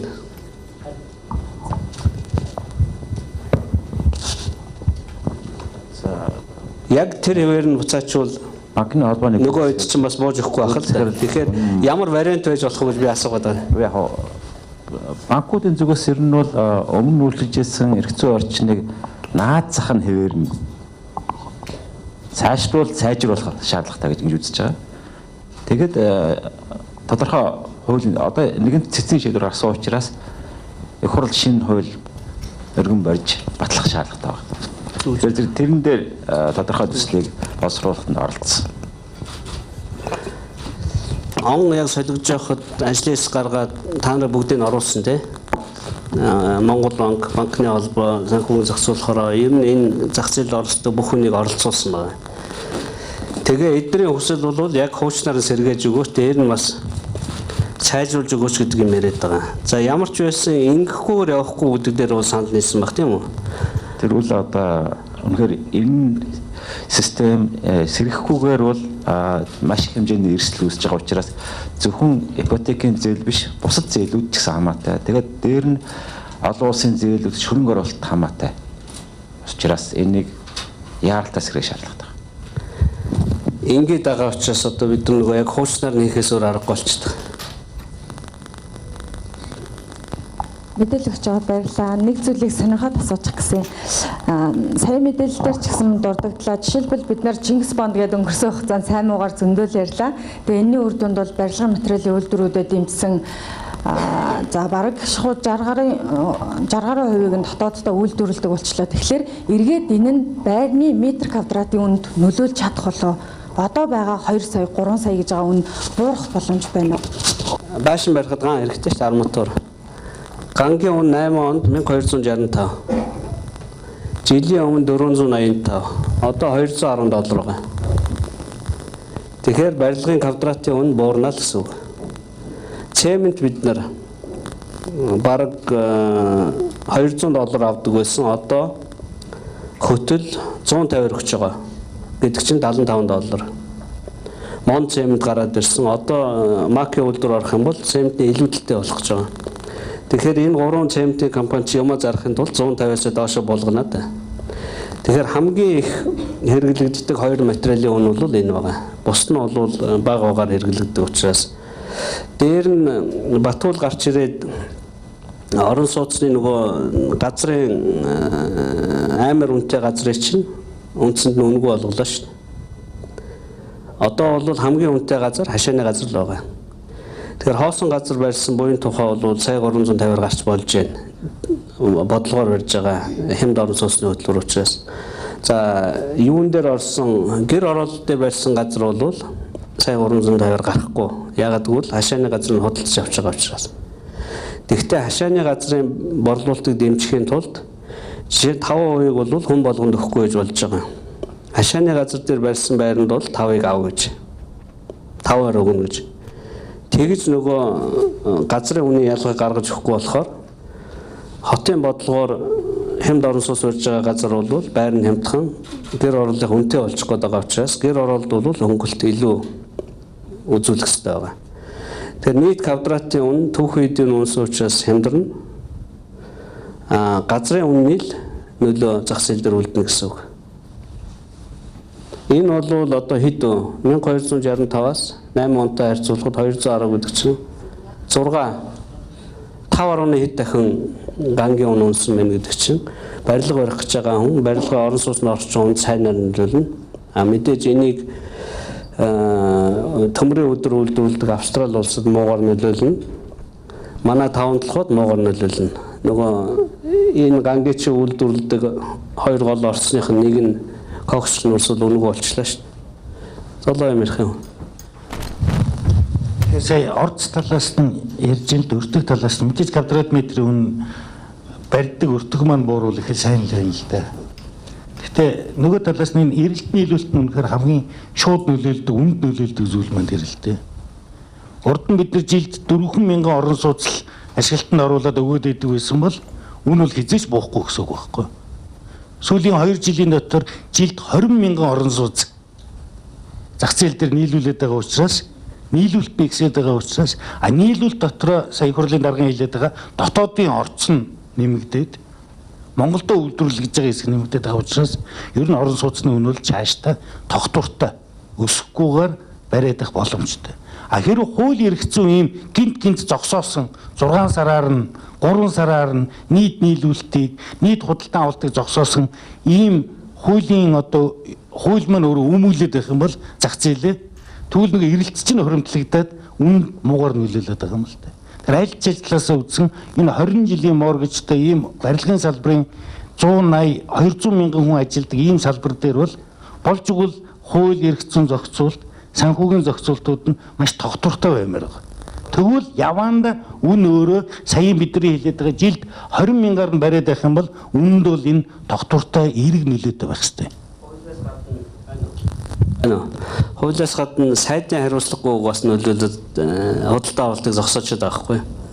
10% болно гэд сайхан юм ярьдаг. 10% үндсэндээ хүмүүсийн зээл авалтыг бүр мөсөн зогсоосон байхгүй. Бид энэ Монгол банкны зүгээс ингээд асуудалд хандахаар мэдээж бид нар нийт эдийн засгийнхаа өгөөж хүртээ хэмжээ инфляц олон талаас нь тэнцвэрүүдийг хардаг л да. Мэдээж уртдаа нийгмийн хамгийн том өгөөж хаана вэ гэхээр аль болохоор одоо нийт хүн ам маань энэ шүү дээ. Энэ скал дээр гэж. Аль болохоор их хөрхөл орон сууцнд ормоор байгаа. Мэдээж тэгвэл нийгмийн гол зорилго буюу иргэдийн амжиргааны чанар одоо ядаж энэ утаа энэ бүхэн багасах учиртай. Гол тэмцэж байгаа юм. Тэр энийг ингэж бууруулахад энэ өрхийн орлого ямар орлого дээр моргэж авч чадчихна 8% зээл рүү хамрагдаж чадчихна гэдэг нь чухал зүйлээс. Түрүүн их хурлын дарагч ярьсан ганц төгс захирлж ярьлаа. Хүртээмж нь.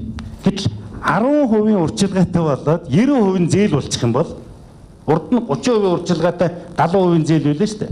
Тэгвэл энэ орлогын скалаар бид нар ийшээ явах гэдэг энэ чинь бүр буцаад энэ л хүрээд ирж байгаа. Сарын орлого нь сая 800 болох хэрэгтэй болчихж байгаа байхгүй. Энэ ногоон шугамыг эсрэг болгочихсон. Харахад урьдчилгаа нь 10 болж байгаа боловч зээл нь 90 болчихж байгаа учраас энэ шугамаар бидний явах гээд байгаа чигээс нөгөө тишээ зөрөөд байгаа юм л та.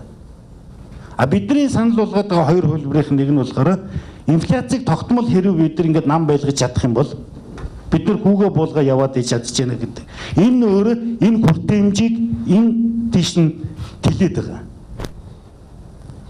Нөгөөх нь урьдчилгаа 30% дээр үнэхээр засгийн газар их хурл ажиллаад иргэдтэй тодорхой хэмжээний дэмжлэг үзүүлж өгч чадах юм бол тэрэн дээр бид нар бас энэ хүрээг ийшээ тэлэх юм боломж гарч ирэх юм байна. Энэ хоёр хувилбар дундаар л бид нар нийт моргижийн хүртээмжийг нэмэх энэ зорилгыг агуул. Моргижийн хүртээмжийн эрг талаас нь бол төлөв зөндөө тайлбарлалаа. Яагаад эрг гэдэг нь зөвхөн мөнгөний бодлогыг барьдаг Монгол банкны хувьд бол бидний харж байгаа өнцгөр бол өрхийн ялангуяа дундад давхаргын зардлын бүтцийг нь маш эрг болгодог учраас талын 45%-ийн хүчээр хөрөнгөлүүлдэг учраас 100% ангуулга гарах гэжсэн нийт орлогын 45%-ийг хөрөнгөлүүлдэг учраас явандаа инфляцид энэ маань эргээр нөлөөлдөг. Сая нэг 2 жилийн дотор л бид нар үр дүнгийг харлаа л да. Инфляц үнэхээр 2.9% бидний хүлээгээд байсан 6-7%-аас доош буугаад ирлээ. Энэ ингээд тогтвортой цаашаа явах юм байна. Энийний үр дүн эргээд өөрийнх нь моргижийн хүүн дээр нь буугаад энэ тэлэлт рүү ороод энэ тэлэлт нь хурлын даргын сая хэлээд байгаа тэр олон ажлын байр, энэ олон ширгүүлүүдийг чигд авч явдаг ийм механизм учраас Монгол банкны хувьд л энэ наашаа тэлхийг нь бол дэмжиж. Мэдээж эдийн засгийн боломжийнхаа хүрээнд 14% инфляцтай байхад бид нар 8-аар эхлүүлж чадчихсан. Санаандгүй тоо байгаагүй. Санаандгүй тоо биш гэдэг нь өнөөдөр нотлогдож байгаа баг. Инфляц 2.9. Тэр үед бид нар инфляцийг 6 болно гэж харж ирсэн 3 жилийн өмнө. А өнөөдөр энэ маань 2.9 болсон учраас дахиад биднэрт нэмээд боломж бий болж байна л гэсэн үг. 8-аас цаашаа явах боломж гарч ирж байна л гэсэн. Өдрийн зүүнний асуулт байна. Их хурлын дараагаас асууж шүү дээ. Нөгөө үндсэн хуулийн цэцээс 8% зээлийг зогсоосны дараа нөгөө 8% зээлтэй иргэд маань өөрсдөө эрх ашигыг хамгаалахаар бас Facebook орчинд бас нэг зөвлөл маягийн зүйл байгуулсан байлээ. Энэ бол маш хүчтэй давлгаа болж иргэд хүртэл өргөнөөр одоо бас дэмжиж байр суурь илэрхийлээ явуулсан байлээ. Одоо тэдний зүгээс сонирдуулга одоо бас гаргасан байсан. Гэвч нэг уг сонирдуулгын нь болохоор үндсэн хуулийн цэцгийн зүгээс болохоор үндэсний аюулгүй байдлын эсрэг зүйл явагдаж байна. Одоо энийг одоо цагдаагийнхаа одоо шалгах хэрэгтэй гэдэг одоо өргөдөл гомдол өгсөн гэдэг. Энэ тал дээр та ямар бодолтой байна? Фэйсбүүкээс бол харсан годомжинд бас юм наагаад байна гэсэн. Нөгөө хүмүүсийн хамгийн чухал юм нь хүндчихгүй юу? Төрөвчин. Одоо нөгөө хүмүүс чинь толгойн өвчин байгаа шүү дээ. Буцаад 20% болчихвол яах вэ гэж. Одоо санхүүгийн орчин бол буцаад 20% болох руу явж байгаа. Хэрвээ одоо юу ч хууль өөрчлөхгүйгээр үгүй та нар буцаад хуучин үндэ орохоос аргагүй. Яг дөрөв эрсдэл өсөж байгаа учраас тийм үү? Ерөөсөө олохгүй юм уу? Хориорч өгөхгүй юм уу? Тэгэхээр байдал бол ийм байгаа учраас хүмүүс бухимдахаас өөр аргагүй байгаа. Харин ч фэйсбүүкээр болон шон дээр цаас нааж байгаа нь бол одоохондоо маш тайван хэлбэрээр илэрхийлж шít. Тийм учраас юу хуулийн байгууллага гэсэн тэгж айхтар хатуурахгүй л үү дээ. Твээс л үзнийг асуулт байна. Тэгэхээр төрөөс одоо ингээ баг дунд орлоготой иргэдэд дэмжиж ирэхээр арилжааны банкуд шаардлага өндөрсөгдөг ч юм уу эсвэл зээлээ зогсоох нэг асуудлууд өмнө буян тухай дээр ч гэсэн үүсэж исэн. Тэгвэл яг энэ хууль эрх зүйн шинэ орчин бүртгэхээр арилжааны банкуд энэ асуудал тегсаад тавихгүй асуудалгүй үргэлжлүүлэх төр ямар тайлбар өгөх вэ? Бас нэг асуудал нь түрүүн их хурлын дарга дурдсан ардчсан намын 2016 оны сонгуулиар оноо авахаас хардлага оноо гэдэг талаас нь харах нэг хэсэг байна гэж энэ. Тэгвэл энийг улс төргүүгээр сонгуулгүйгээр үргэлжлүүлэх, доктортой үргэлжлүүлэх цаашдаа гэдэг дээр энэ дээр ямар тайлбар өгөх вэ? За мэдээж хэрэг одоо төрийн бодлого яагаад хүмүүн янз бүрийн хуулиар өөрчлөгдөх тиймэрхүү асуудал гарч болно. Энэ бол мэдээж төрийн бодлого, засгийн газрын бодлого банкны хувьд бол ямар нэгэн хэлбэрээр шаардлага бол өөрчлөгдөхгүй. Тийм ээ? Стандарт шаардлага тавиул явна. Төрийн олгож байгаа мөнгө зээлийн хэмжээ буурах юм уу, мөнгөний хэмжээ буурах хэмжээгээр тэр хэмжээл буурах тийм тогтолцоо одоо хүлээгдэж байгаа. Энэ л дээ. Одоо банкны хүнд суртал гэж нэрлэгддэг юм чи энэ. Эдгээр хүнд суртал дуртаадаа энийг зохиохгүй байгаа. Одоо энэ байна. 8% 240 сар зээл үнэлгээний харьцаа 80 квадрат өөр орлогын харьцаа 45 гээд. Тэгээ энэ бол юу гэдэг зол жаргал Үнэнбат хоёр олон дорж дондгуудыг байранд оруулахаас тавиад байгаа хаалт биш байхгүй юу? А ингэж энэ нэг зах зээл чи өөрөө ажиллаад байгаа. Энэ машин чи өөрөө явах хэрэгтэй шүү дээ. Машин явахгүй бол Шаардлага тавихгүй бол машин явахгүй. Одоо харин бид нар нэгэнт системээ бий болгосон учраас одоо энийг яах вэ? 8 240 сараа яах вэ? Хоёрдугаар асуудал. 30% яах вэ гэдэг ингэж машина улам хурдтай, улам олон нуруунд дээр улам олон салбар, улам олон хүн суулгах юмал ярина гэхээс энэ шаардлагууд ерөөсөө буруу. Ямар ч шалгуургүй зээл авъя гэдэг юм бол энэ дэлхий дээр байхгүй. Тийм учраас бид 75 мянган айлаа орон сууцтай болгочлоо. Одоо дараагийн 75-ыг 3 жил биш оруулмаар байна л гэж байгаа. 3 жил бол удаан байна. Утаач алга болохгүй байна л гэдэг. Тийм учраас өссөн үсээгүй энэ тоонуудыг хөндөөр болж байгаа. Хамгийн хөндөж болохгүй хамгийн одоо үр дүн авчирдаггүй тоо бол энэ 30% байсан. Тэгээд цогтоотор сайд өгөн дээд сургууль төгснө гэсэн энийг бас ойлгохгүй байна л да. Тэгээ буруу юмар нь оролцсон байгаа. Юусэгантлгаас асуулт асууя.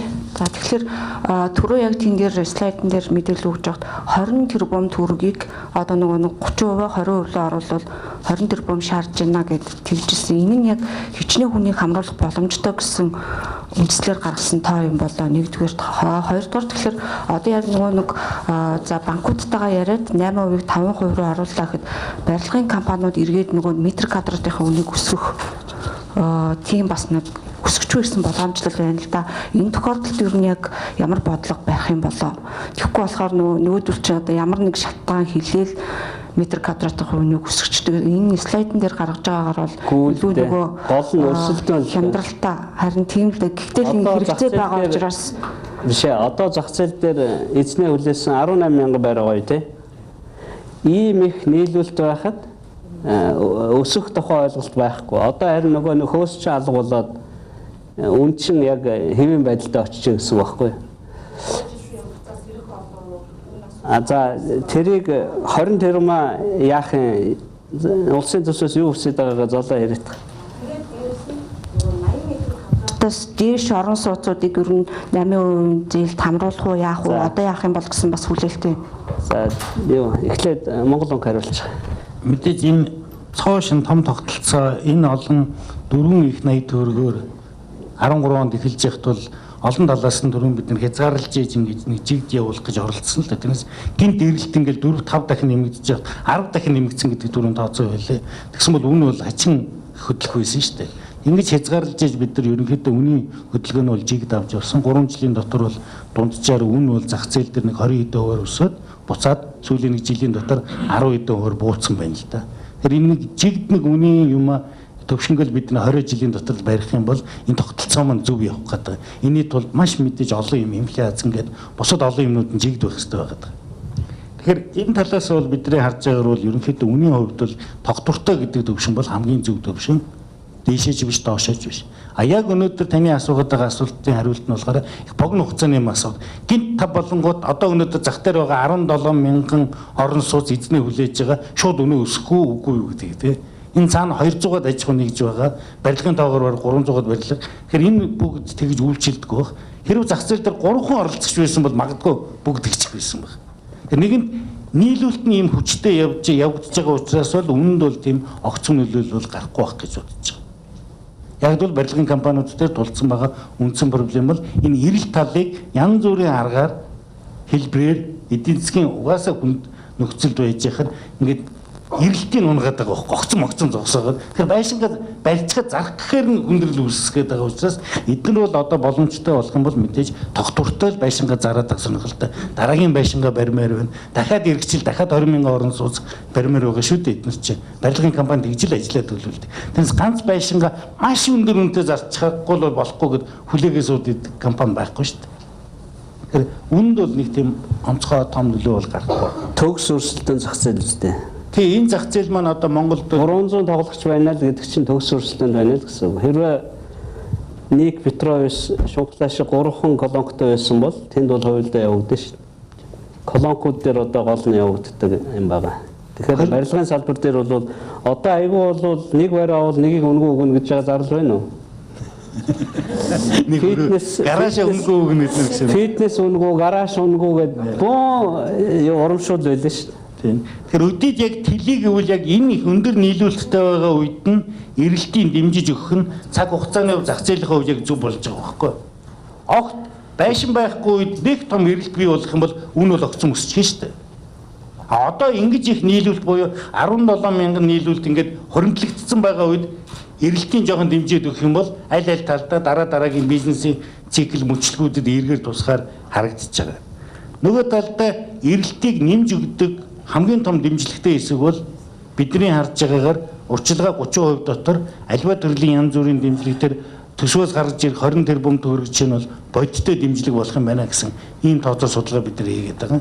Энийг мэдээж хэрхэн төсөв суулгаж яаж явах бол мэдээж урал засгийн газрын төвшин шийдэгдэх асуудал баг.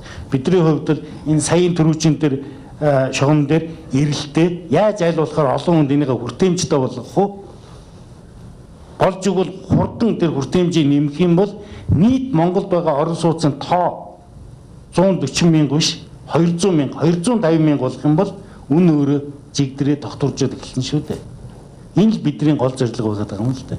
Тэгэхээр бидний бодож байгаагаар бол аль болохоор ойрын 3 жилийн дотор үнэхээр дахиад нэг 40-оос за нэг 70 мянган орон сууц эдийн засгт нийлүүлэгдээд иргэд маань өрх гэрүүд маань орон сууцнд орно гэдээ бодож байгаа бол засгийн газрын их хурлын зүгээс заавал урьдчилгаа төлбөр дээр нь тодорхой хэмжээний халамжийн бодлогоо тийшээ зөв чиглүүлж уйж өгөх юм бол энэ их дэмжлэг болох юм байна гэсэн ийм судалгааг бид нар яриад. Тэрэн тал дээр 20 тэрбумын тооцоог бид нар хэрэгжилжсэн. Гэхдээ 20-ыг улс өгөхгүй байлаа гэхэд зах зээл бол явдгаар л явна шүү дээ. Тэр бол мэдээ зах зээлийн одоогийн энэ бидний яваад байгаа схемийг яаж өгшөө нэмэх үү гэдгийг л бидний тооцож байгаа зүйл. Өнөөдөр таарсан одоо тогтолцооноос сална. Тэгэхээр тэр 20 тэрбумыг бүх хүнд одоо хавтгааруулад хөнгөлт маягаар биш жишээлхэд өргөдөлгөөлсөн одоо гэр бүлч гэдэг юм уу эсвэл улсад нийгмийн салбарт 10-аас дээш жил ажилласан нэмж багш гэдэг юм уу тийм маягаар ер нь ийм ангиллыг гаргаад өгөх тийм болцоо бол юм байна. Мэдээ засгийн газраас ийм шийдвэр халамжийн бодлогоор орох шийдвэрг бол бид нар дандаа дэмжинэ. Хамгийн дэмжиж чадахгүй юм бол тэр нөгөө халамж гэдэг нэрээр бэлэн мөнгөний үер болгохыг л бид нар дэмжиж чадахгүй байна. Халамж гэдэг нэрээр сард 80 тэрбум төгрөгийн үер бууж илээ шүү дээ. Тэгэхэд инфляц 14%-аас буух ямар ч бололцоогүй байсан байхгүй. Хүний орлого нь 14% жил болго үнгүй болоод байхаар орон сууц бүх юмны үн зэрэг өсөд байсан байхгүй. Одоо энэ бэлэн мөнгөний үер биш. Халамж нь өөрөө саяын орон сууцны дэмжлэг, халамж нь өөрөө урьдчилгааны дэмжлэг, халамж нь өөрөө энэ том вагоны энэ олон мянган хүний ажлын байр дэмжлэг болж үйлдвэрлэл болж хувирч байгаа бол тэрийг бол Монгол банкны зүгээс бол бүрэн дэмжиж байна л да. Тийм. Монгол банк үргэлж бэлэн мөнгөнд дургүй байсан. Золоогийн өмнөх хүнч дургүй, одооч дургүй байгаа. Тэгэхээр улсын төсвөр хэрэг дэмжлэг үзүүлдэг бол жишээ нь бол одоо юу гэдгийг улс өөрийнхөө шаардлагыг тавина шүү дээ. Ямар Монгол айлыг одоо бид нар улс харахыг хүсэж байна вэ? За нэг газараа олон жил доктортой ажилладаг 10 жил. Тэр нь улсынх байна хувийн хвшил. Эсвэл одоо юу гэдгийг багш нар энэ нийгэмд их чухал хэрэгтэйг бол багш нар. Эсвэл олон хүүхэдтэй айл чинь том мөрөөтэй байх хэрэгтэй. Гэх мэтээр тэгтээ зөвхөн урьдчилгаа төлбөр дээр нэг 20 тэрбумын нөлөө бол том моргожийнхоо зах зээлийн хүртээмжийг л уламж хэлэх гэсэн. Хэрвээ тэр юуг өгөхгүй байвал тэр 10 жил ажилласан багш бол байранд орж чадхааргүй. Яг тийм цэгүүдээ олж хатах хэрэгтэй гэж хэлээд байгаа. Тэрнээс одоо чи сайн ажилласан байх чамд сая төгрөг шагнал өгье биш. Байранд ороход нь урьдчилгаа төлбөрийн зарим хэсгийг улс хариуцдаг. Гэхдээ 20 тэрбум бол одоо хамгийн сайн зарцуулсан 20 тэрбум төгрөг болно гэдэг байгаа. Хэмжээндээ биш. Цаана үзүүлж байгаа энэ олон эерэг үзүүлэлтүүд чинь улам л томруулах юм бодоод байгаа. Ийгэл телевизэн сэтгүүлч алтан хөөнийг асуулт байна. Сая банк санхүүгийн байгууллагуудын өмнө хэлж байгаагаар одоо энэ моргежийн зээлийг явуулахын тулд хуучин байсан эрхцэн орчин бол аль болох хэвээр нь шингээсэн юм шин эрхцэн орчныг бий болоод явах ёстой гэж байна. Одоо энэ сартаа багтаагаад энэ асуудлаа шийдэ гэж байна. Ахаад энэ маань нөгөө нэг цэцтэр очиод иргэний эрхийг зөрчиж байна гэд унчих үедээ ийм бас асуудал байна л да. Тэгэхээр энэ үед баталгааг яаж өгч байгаа? Би бол улсын их хурл хууль гаргах хэрэгтэй. Үндсэн хуулийн зэс хүчингүй болох хэрэгтэй. Тэгэхдээ заавал улсын их хурлтай ярилцах хэрэгтэй. Тэгэхгүйгээр яваад байгаад л гол учир нь байгаа. Бид яагаад ийм хууль гаргаснаа хэлнэ. Тийм юм болохгүй байх гэж бодож байна. Энэ зүгээр нэг хоёр төрлийн байгууллагын хоорондын энэ бүх хэвээ явж исэн хэдэн зуун мянган ажилчин, хэдэн зуун мянган тэгээ байранд орсон хүн чинь та 200 хэдэн мянга байгаа тийм үү? За 3 амбулаар тийм энэ бүх эрх ашигыг зөрчөөд дахин ийм зах зээлийг гажуудуулсан хоригдсон шийдвэрийг гаргахгүй байхаа л гэж би найдаж байгаа. Тэгэхдээ их хурл хуулийг гаргана. Тэрийг хамгаална бас. Хэрвээ их хурл хуулиа гаргаад ирчихвэл тэр бол Монгол хүчин төгөлдөр хууль учраас тэрэн дээр нь суурлаад тогтолцоолж яшаа явуулдаг шүү дээ. ЦИЦ бол сая маш яаран шийдвэр гарлаа шүү дээ. Дунд зуудал, дээд зуудал хоёр маань ганцхан сарын дотор бүх шийдвэрийг гаргацсан байхгүй. Хэрвээ яахгүй явал байсан бол асуудал ингээд цаашаа өргөжлөл хүчин төгөлдөр хуулийнхаа хүрээнд эрх зүйн зохицуулт маань болоод ах биш. Тэгэхээр одоо хууль өөрчлөгдчих юм бол шинэ эрх зүйн зохицуултын хүрээнд асуудал маань яваад байгаа. Өөрөө чи хэлж байгаа шиг магадгүй ЦИЦ тэрийг барьж яваад дахиад яарад алах тогтчих юм бол мэдээж асуудал хүндэрнэ л дээ. Гэхдээ хэрвээ энэ асуудал өргөн нийтээр бид нар ингэж ойлгоод бүгд бид нар цаг өгөх юм бол энэ тухай ярилцах, эрсдлүүдээ ойлголцох. Саяхан шиг нэг гинт сарын дотор алах тогтчихгүй шүү, зогсчихгүй шүү. Тэгэх юм бол миний бодлоор энэ дээр бол асуудал бол нэг тийм бас ойлгоход хүнд бэрхшээлтэй тийм асуудал биш байх гэж бодоод байна. Ганц үг л ойлгох хэрэгтэй. Шин зохиосон үгийг Тэгэхээр маш өргөн өргөний мэдээлэл авлаа л да. Одоо яг эцсийн нэг тодорхойлох асуултуудыг асуучмаар байна. Их хурл хуулийн төслөө боловсруулсан юм уу? Яг хизээ энэ хууль өргөн баригдаад эцсийн хилцүүлэг хийгдээ батлагдах боломжтой энэ төсөл юм уу? Эсвэл их хурлын тогтоол. За Монгол банкны хувьд хамгийн доод хүүгийн одоо боломж нь хэд вэ? Танаа амлаж байгаа. 5% юм уу? Яг хэдэн хувь вэ? Тэ. За банкуудын хувьд Монгол банкнаас ирж байгаа түүнээс доош хувьтай одоо хөрөнгө оруулалт байгаа шүү дээ. Энийг хүлээж авах боломж нь байна. Ипотекийн корпорац нь энэ одоо зээлүүдийг худалдаж аваад борлуулах одоо энэ боломж нөхцөл нь яг байгаа юм. Давч хариулт. Улсын хурл ажлын хэс гаргаад шинэ жилийн зогсолтгүй ажиллаа одоо бэлэн болчихлоо. Улсын хурлаар эх 7 хоногт хэлцэх хуулийг 5 дахь өдрийн 13 цаг 30 минутаас өмнө өргөн барих ёстой. Тэр дүрмийнхаа дагуу энэ 7 хоногийн дарга зөвлөлөөс өмнө өргөн баригдаад хэлцүүлгэнд ороод явна. Хэлцэх хэсэг, анх дахь хэлцүүлэг, хоёр дахь хэлцүүлэг. Тэгэхдээ бид нар энэ банк санхүүгийн байгууллагатай бүгдээр нь зөвшөлдсөн учраас тэр бол зээлийг сэргээх төдийгүй улам эрчим нэмэх ийм эрх зүйн орчныг бүрдүүлж өгнө.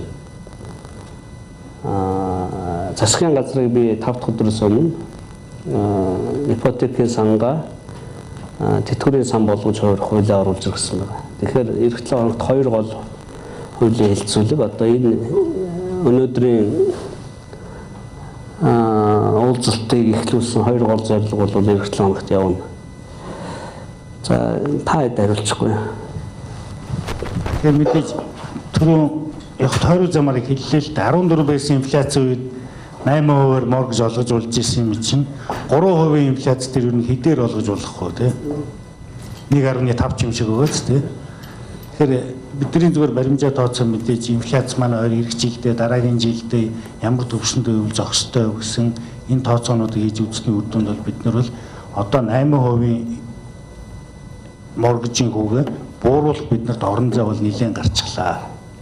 7% гэж удаж ирсэн инфляц чинь 3 болчихлоо шүү дээ. Тэгэхээр бидэд орон зай нэлээд их гарчихлаа.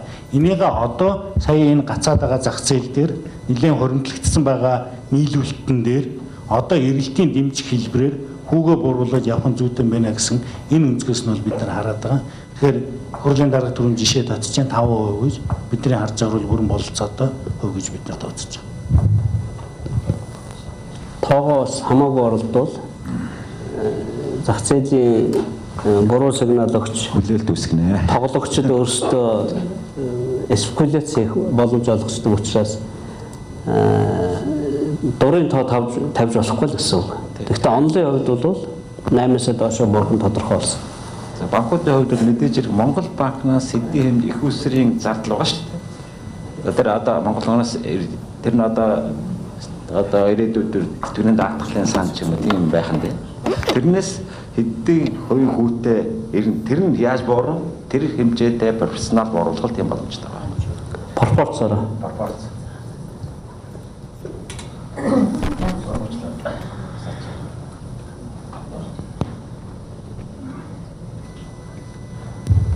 За манай хувьд түрүү хэлсэн хамгийн гол одоо гүйцэтгэж байгаа энэ тогтолцооны хувьд бол үнэт цаас гаргаж байгаа.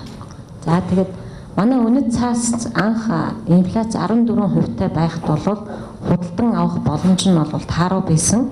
Ягаад гэвэл инфляцаас доогуур өгөөжтэй үнэт цаасыг 10.5 байна уу 4.5 байна уу худалдан авах сонирхолтой хуулийн этгээд бол байдаггүй байсан. Одоо ингээд орон сууцны зээлийнхаа багцын эргэн төлөлтөөс нь ингээ хоримтлогч байгаа хөрөнгийг бид нар бол тэр алдагдлыгаа нөхөж банкн дээр бол өндөр хүүтэй хадгаламжинд байршуулж одоо нэг ёсондоо энэ тогтвортой тогтолцооны одоо найдвартай байдлыг ингэж хангаж ирсэн. За энүүгээрээ бол бид нар цаашаа ч гэсэн энэ бодлогоо бариад явна. А гэхдээ зээлийн хүү 5% болоод эсвэл одоо 6 байна уу 7 байна уу ингээ өөрчлөгдсөн тохиолдолд бол манай үнэт цаасны өгөөж өөрчлөгдөнө. А тэрүүнээс бол яг одоо энэ шууд эдийн засагт бол нөлөөлөх одоо энэ үнэт цаасны үр нөлөө бол их бага. Тэгээд энэ орон сууцны зээл авсан хүмүүсийн хувьд бол хүү бууруулна гэдэг бол эргээд нийт эдийн засагт бол маш эерэг дохио одоо бусад одоо салбаруудад бол бас чөлөөтэй хөрвөх одоо хөрөнгийг одоо нэмэгдүүлж өгөх байхаа гэсэн одоо тийм хүлээлт бий болж байгаа. Тэгэхээр энэ бол манайхаас шалтгааллахгүй. За зээлийн хүүний өөрчлөлт гэсэн бол манай үйл ажиллагаанд айхтар нөлөө үзүүлэхгүй. Энэ тогтолцоонд бол гацаа үүсэхгүй гэж хэлэхээр байна. Түрүү ТВ-с 80 квадрат асуусан би хариулахаа мартчих. 80 квадрат чинь яаж гарсан гэхээр түрүү хэлсэн шүү дээ UBS-ийн залуу нөгөө хуучнаар бол 29 шинээр бол 80 гэдэг.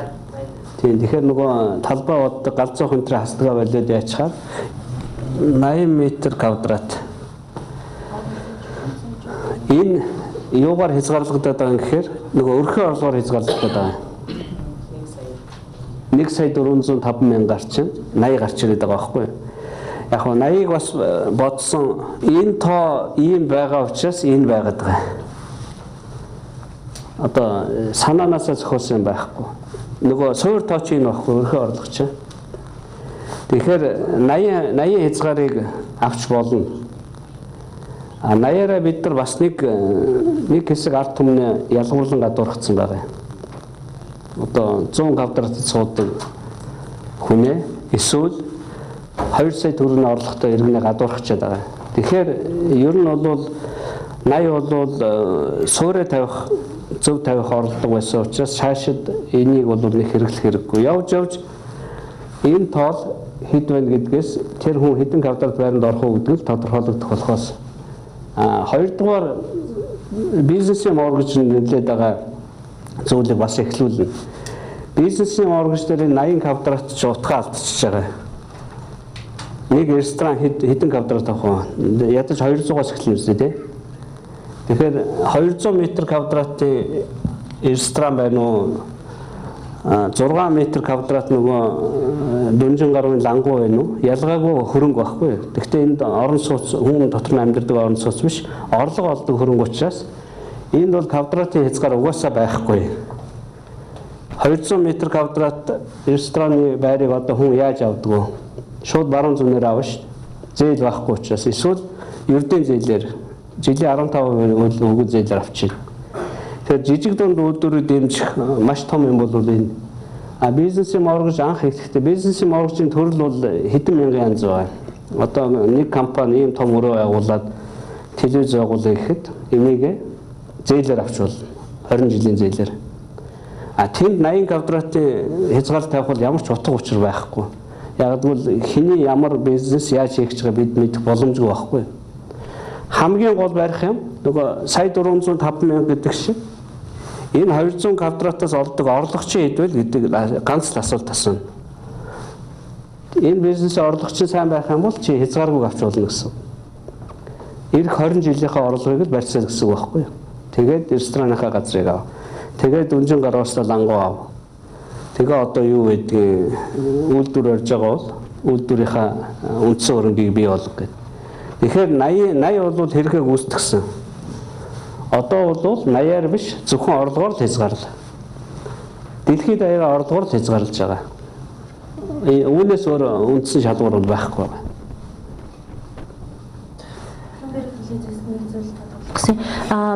Намын хувьд ипотекийн зээл ер нь бүх төрлийн зээлийг их төрлийн зээлийг зогсоох шийдвэр бол хэдийгээр цэцэс шийдвэр гарсан ч гэсэн арилжааны банкуудын шийдвэр байсан шүү дээ. Энэ шийдвэр гарсны дараагаар зарим арилжааны банкуудын хувьд бол угаасаа зээл олгох санхүүгийн боломж чадвар нь байхгүй байсан гэсэн мэдээлэлс байсан. Энэ хэр бодтой вэ? Одоо хууль нь батлагдаад сайнаар бодоод хууль нь батлагдаад шинэ хууль эрх зүйн орчин үүслэе гэж бодоход тэр олгогдсон эрх зүйн орчинд зээл олголтоо үргэлжлүүлээ тогтвортой явуулах чадвар нь арилжааны банкуудын хувьд хэр байгаа вэ?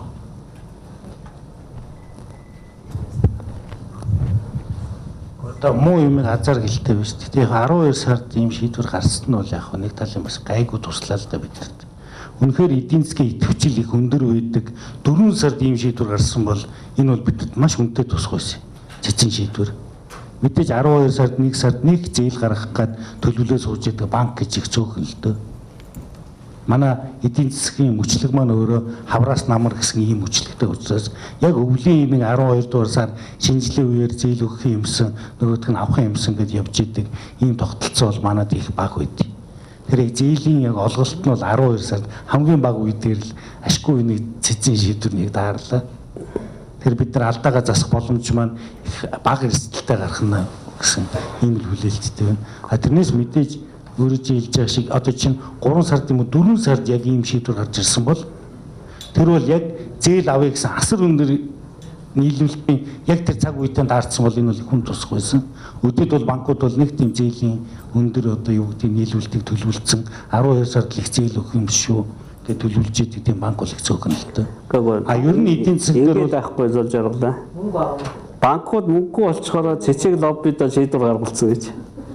Зээл өгөх чадахгүй болохоор яаж лобби хийсэн гэвэл хэдэн болсон биш үү гэсэн санаа байна.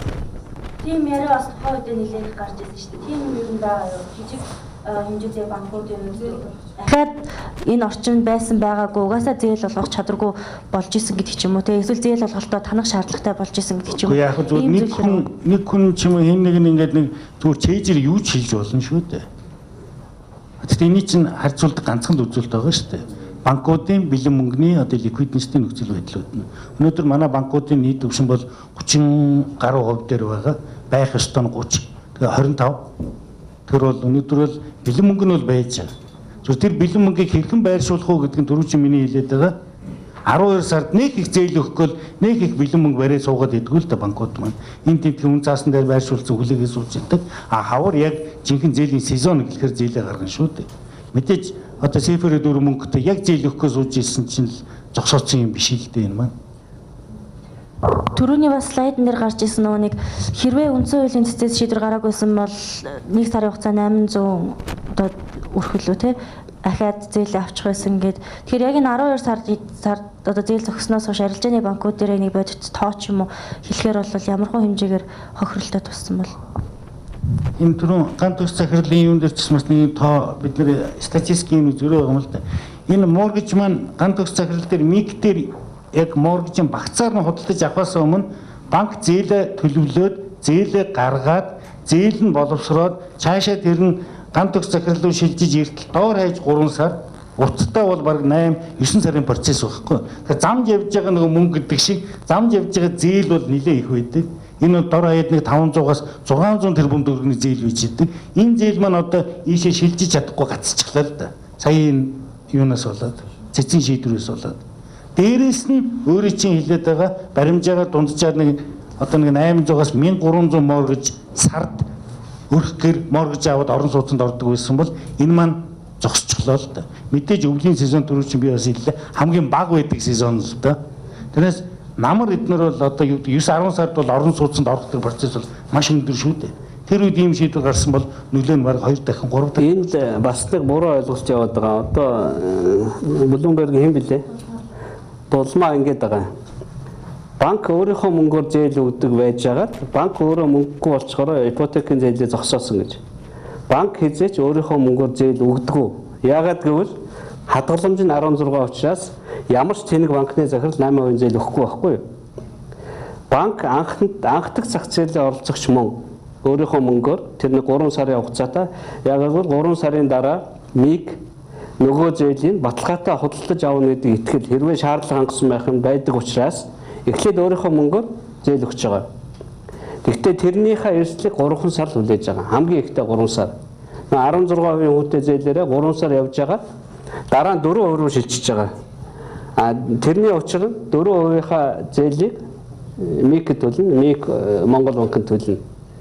Банкны өөрийнх нь орлого бол 16%-аар эхэлсэн юм чи явсаар аваад 3 сарын дараа тэр банкны хувьд 4% ашиг авчирдаг бизнес болоо өөрчилж байгаа байхгүй юу? Тэгэхээр хизээ моргожийн зээл зогсох вэ гэдэг асуулт гарч ирж байгаа. Хэрвээ энэ өөрийнхөө мөнгөөр өгдөг юм бол хизээ зогсох уу гэж. Хизээ зогсох уу? Биш. Зогсож болно шүү дээ. Миг үн цасыг хөдөлж авахаа болсон тэр өдөр зогсож байгаа. Энэ банкны 16% хүүгээс үл хамаарсан систем баггүй юу? Дээр нь моргожийн багцыг банкных нь балансаас тусгаарласан байгаа. За X банк дампуурлаа. Моргожийн зээл нь хайчих уу? Моргожийн зээл нь дампуурахгүй. Тусгай зорилттой компани тийм нөхцлөөр хууль гаргасан учраас моргожийн зээл бол одоо цогсон ч унахгүй гэдэг шиг ийм нөгөө санхүүгийн системийн үндсэн үндэс учраас эн чинь тэр нэг жижиг банкны дампуурлаас үл хамаарч цаашаа явна гэдэг нь сая энэ хэний асуултнаас бол харагдаж байгаа. Ийм түгээмэл одоо буруу ойлголт яваад байгаа. Банк хизээч өгөхгүй. Яагаад гэвэл зээлийн үн хадгаламжийн үн өндөр учраас. Банк өгч болно. Хадгаламжийн хүүгээ Монгол банк шиг 4% болгох юм бол өгч болно өөрийнхөө мөнгөөр. Гэтэл энийг бид нар ойрын 1 жилдээ хийх боломжгүй байхгүй. Нөгөө ипотекийн зах зээлийн онцлог ердөө л энэ. За болох уу?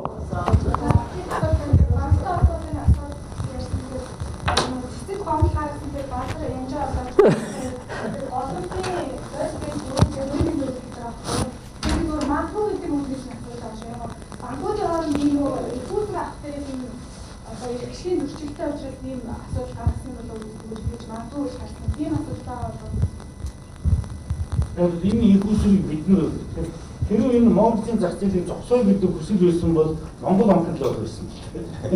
Монгол банк яагаад байх ёстой вэ? Анхнаас энэ бүх юм ихлүүлсэн. Тэгээс сая их хурлын даргын хэлжсэн банкуудыг иргэдийг хэн нэгнийг энэ хардаад байгаа юм ерөөсөө байхгүй. Цэцмал өөрөө үнэхээр зөрүүжийн хэлгээр арай яаруу үр дагаврын дутуу ойлгоод асар буруу эдийн засагт маш их сөрөг тийм шийдвэрээ азуулж идэвхжил их сул үед л гаргалаа л гэж байна. Одоо их улсаас энэ үнэн барьж байгаа хуулийн шийдвэр хугацаа гэж байгаа тий. Одоо ипотекийн зээлийн хугацаа. Тэгээ хүү гэж ярьж байна тий. Хуулийн дотор бид нар хугацаа хүүг зохицуулдаггүй. Тэрийг бид нар энэ байгууллагуудад үүрэг өгч байгаа. Та нар сая 405 мянгаттай өрхөө орлоготой 75 мянган хүнийг байранд оруулжээ сайн байна баяр хүргэе. Одоо наатахаа сая болгоо 900 мянга болгоо хөрөөгээд хэлье л гэж байгаа. Тэгэхээр энэ хэд юун дээр ажиллах вэ гэхээр нөгөө 3 тонн дээр л ажиллана. 3 тонны нэгэн дээр бол хөдлөхгүй гэдэг 30% дээр хөдлөхгүй учраас 30%-га бууруулмаар байгаа бол ямар категорийн хүнд юу өгөхтэй зориулж улсын төсөвтөө 20 тэрбум төгрөгийг 10 жилээр суулгачих л гэж байгаа. Тэгээ тэрэндээ таарсан дөрмөө бид нар цохоогоод өгчих. Тэгэхээр нөгөө түрүү нэг жижиг үсгээр үтсэн энэ болонд байсан нөгөө шаардлагууд дотор ч л нэмэгдчихэж байгаа. Тэр шаардлагаар 76 мянган айл орж одоо тэрийг өөрчлөхөөр ахаад 75 мянган айл орох байхгүй.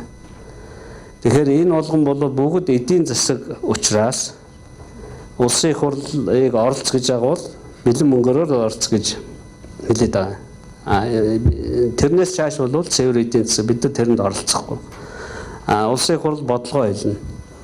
75 мянга сайн байна. Одоо ахаад 75 мянгаыг дараагийн 3 жилд биш одоо илүү хурдан оруулаа.